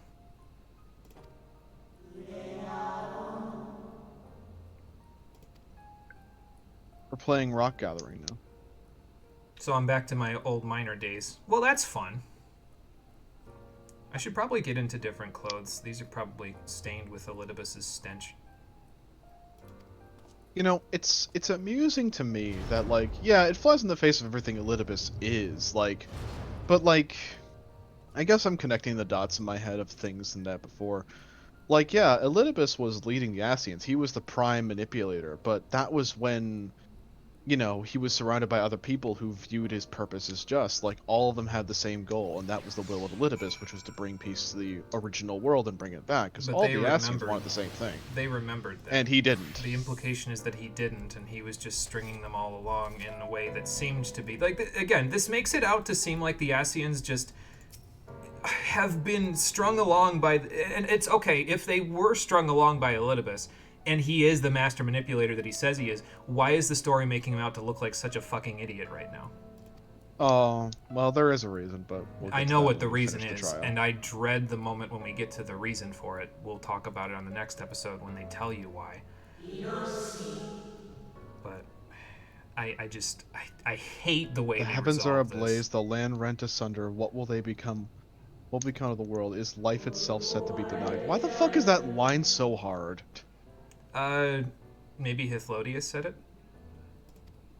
By the maybe. way, these crystals, I have no Emmett idea how said you're it. going to explain away what the implications here are in canon. All of these crystals are the original crystals of the Convocation of 14. If I recall correctly, Yeah. we find 14 crystals through this entire quest. 14 crystals, each one of them has a different number on them, or number of stars on them, which indicates their position. Yep. We are searching for Organization 14 right now. The world never was theme starts playing. Mm-hmm. I mean, we practically are in the world that never was at the moment, so... We really are, aren't we? We're just actually we're in the world that will never be again. So, there you go.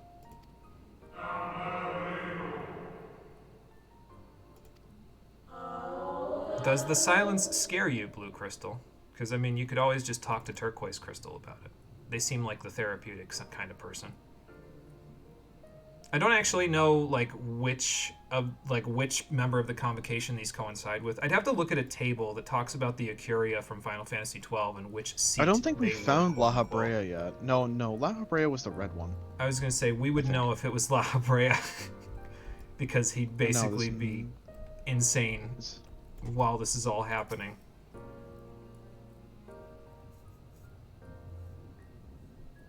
Yep, 3 more.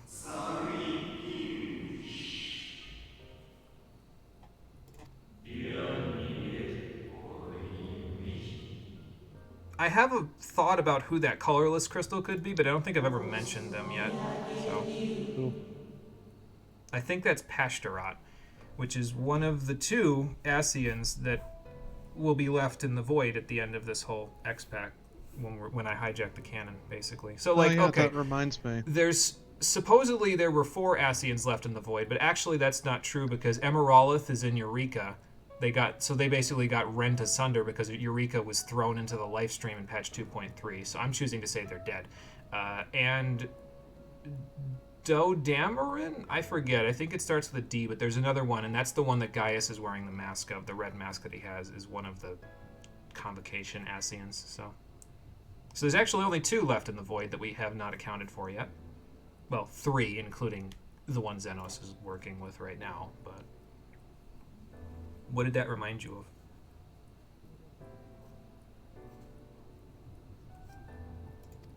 of? I'll tell you after, because the next crystal just shot me in the chest, because that's a line from Endwalker. Oh, okay. So you know whose crystal that is then, huh?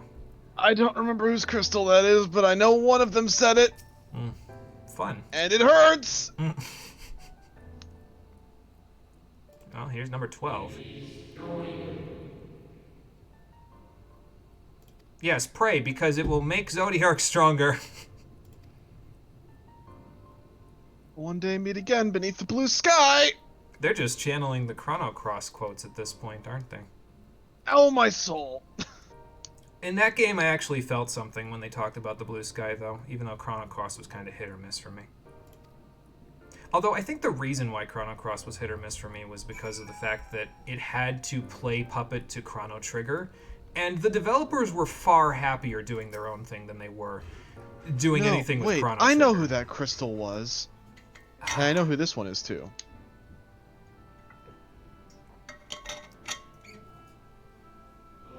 Because this one's purple.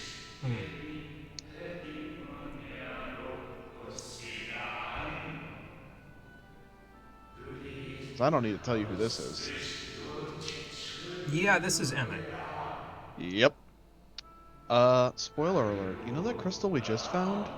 Beneath the blue sky? That was Hythlodaeus. Oh, okay. Well, that kind of makes sense. Because speak of the devil and he will come. Hi, Hythlodaeus. We found your crystal. Do you want it back? I can give it back to you if you need it. How can I forget the most important character I met in Amarat?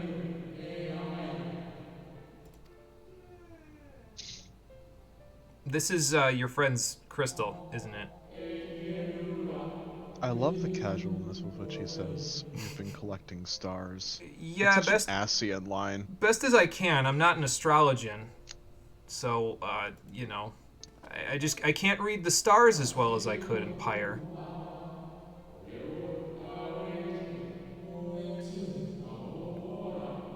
Yeah, I noticed that. So this is 1, 2, 3, 4, 5, 6, 7, 8, 9, 10, 11, 12. So he was Number the 12. 12th. Yeah, I think they're in order, it's possible. which means we already found La Habrea's crystal. He was what, 8 Probably, or yeah. something? That sounds familiar with his name, but I don't remember why. Oh, okay, so these are like secondhand accounts. Okay. And we still haven't found the last one yet, which is probably the most important one Mm. for reasons. Are you sure?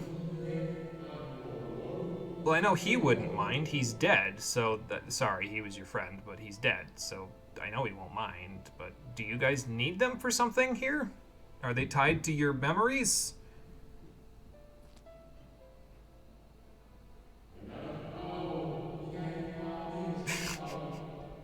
I love how casual Hythlodaeus is. It's just so great. You Yeah, get to meet him in Endwalker, like the yeah. actual him. Elidibus is throwing a temper tantrum because he can't remember anything. He's going senile. And he's trying to end this world, I think, in the process of doing that. Although he's not ending the world in the way I thought he was going to, which would have been a far cooler plan, if you ask me. I like how you end the conversation and him going, is just him going, oh, with the Ascian speak. Like, oh, that's what he's up to. I mean, you can comment on it. I'm taking the piss out of it all the time, so. At every waking moment of every day. Mm-hmm. Very voice to a person on society would rather you lived. Well, I would rather I live too. I have a lot to live for at the moment, but thanks for the vote of confidence. Oh, that's who he said to remember. Emmett was the one who told me to remember that they once lived. Thank you for filling that hole in my brain. I think I blanked on that one. I also didn't promise him that because I basically asked him who he was, and again took the piss out of him. But does it?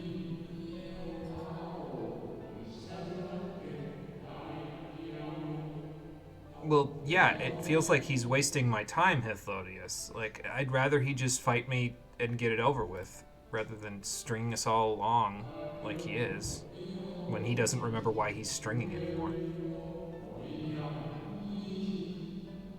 That is not how that works. If you don't remember what your reason for fighting is, then you fight without reason. You need to know why you're fighting to fight with reason. Hythlodaeus, please. I'm 5,000 chromatins off having 69k. Hey. Nice. Okay, so where am I going to reunite them with? I need to find the last one, right? Here we go. Oh, there's the last one. Is that number 1? I only see 1 star.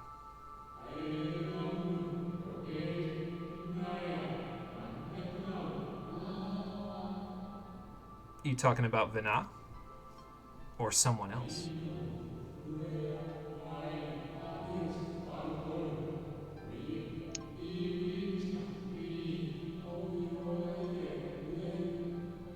So is that why you had to summon this from the ether? Ah. Because Emmett missed his friend when they defected and left, so he made a crystal. Alright.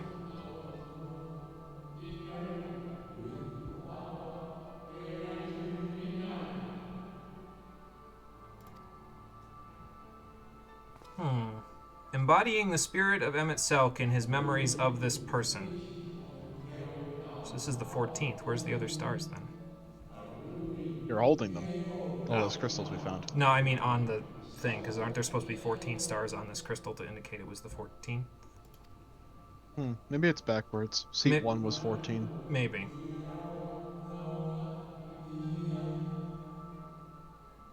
This is starting to sound a little familiar. Yep. he solved the matters himself, didn't he? Because this is starting to sound an awful lot like a certain tale we heard back in the Azim Steppe. Yeah, that makes sense.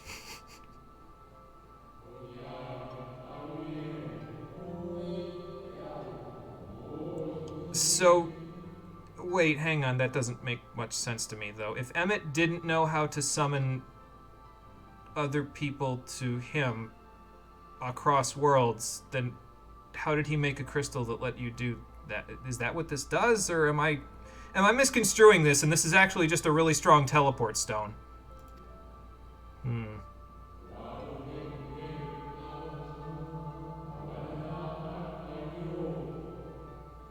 Really? You're going to give me that kind of power, Hithlodius? You know the kind of trickster that I am. Which gives me an incredible idea. You just gave the joke character all the power in the story, Hithlodius. I hope you're happy. Imagine Rory just standing there really angrily, like, oh, I don't get a rock? I mean, I can give you the other 13 if you want.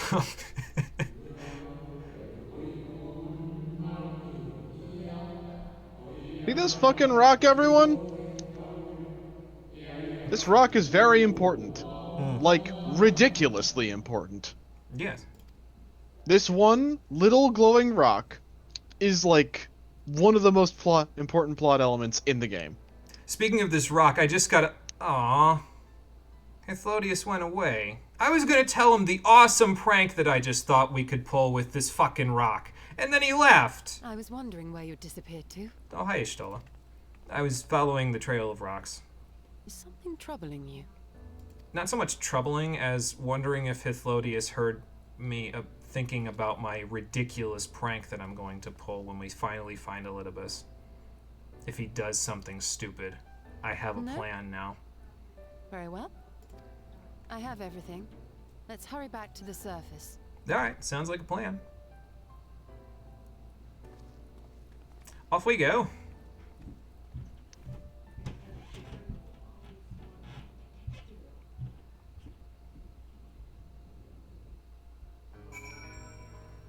Oh good, we're back on the surface.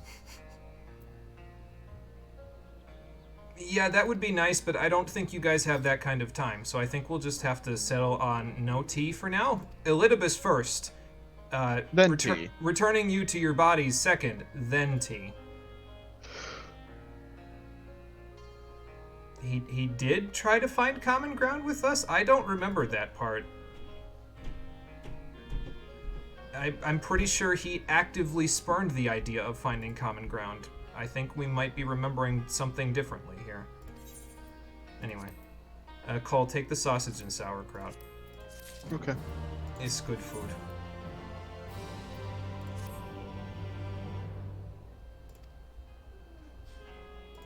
Okay. You can head on ahead to Yulmore. I will meet you there. But will we be able to stop Elidibus from taking advantage of the first and save the world again? Find out on the next episode of Final Fantasy XIV Shadowbringers, the stream edition, which will be happening... when do you want to do the first stream next week? Monday? Okay, so Mondays I have a D&D game now. Okay. But so it starts at 7 o'clock. So Tuesday, then. Tuesday is fine. Okay, so we'll do the next stream on Tuesday at 4:30 p.m. Eastern Daylight Time, because Daylight Savings is tonight. Springing forward, we're losing an hour of sleep, or just sleeping in a little longer, depending on who you are. So, thank you for watching, everybody. I appreciate you coming out to Twitch and YouTube to check out the stream. I'll post the schedule for next week up on Twitch, YouTube, and Discord shortly after I get the description done for this one. As I said, I will see all of you on the next one, which will be probably on Tuesday, I think, at 4:30 p.m. Eastern Daylight Time. Until then, everybody, take care, and have a good one. What? Were you leaning against the wall right now, or was that just your idle pose? That was the idle pose. Oh, it looked like you had the lean emote. I was going to be like, whoa, did some reconstruction work before you left for the first. Only.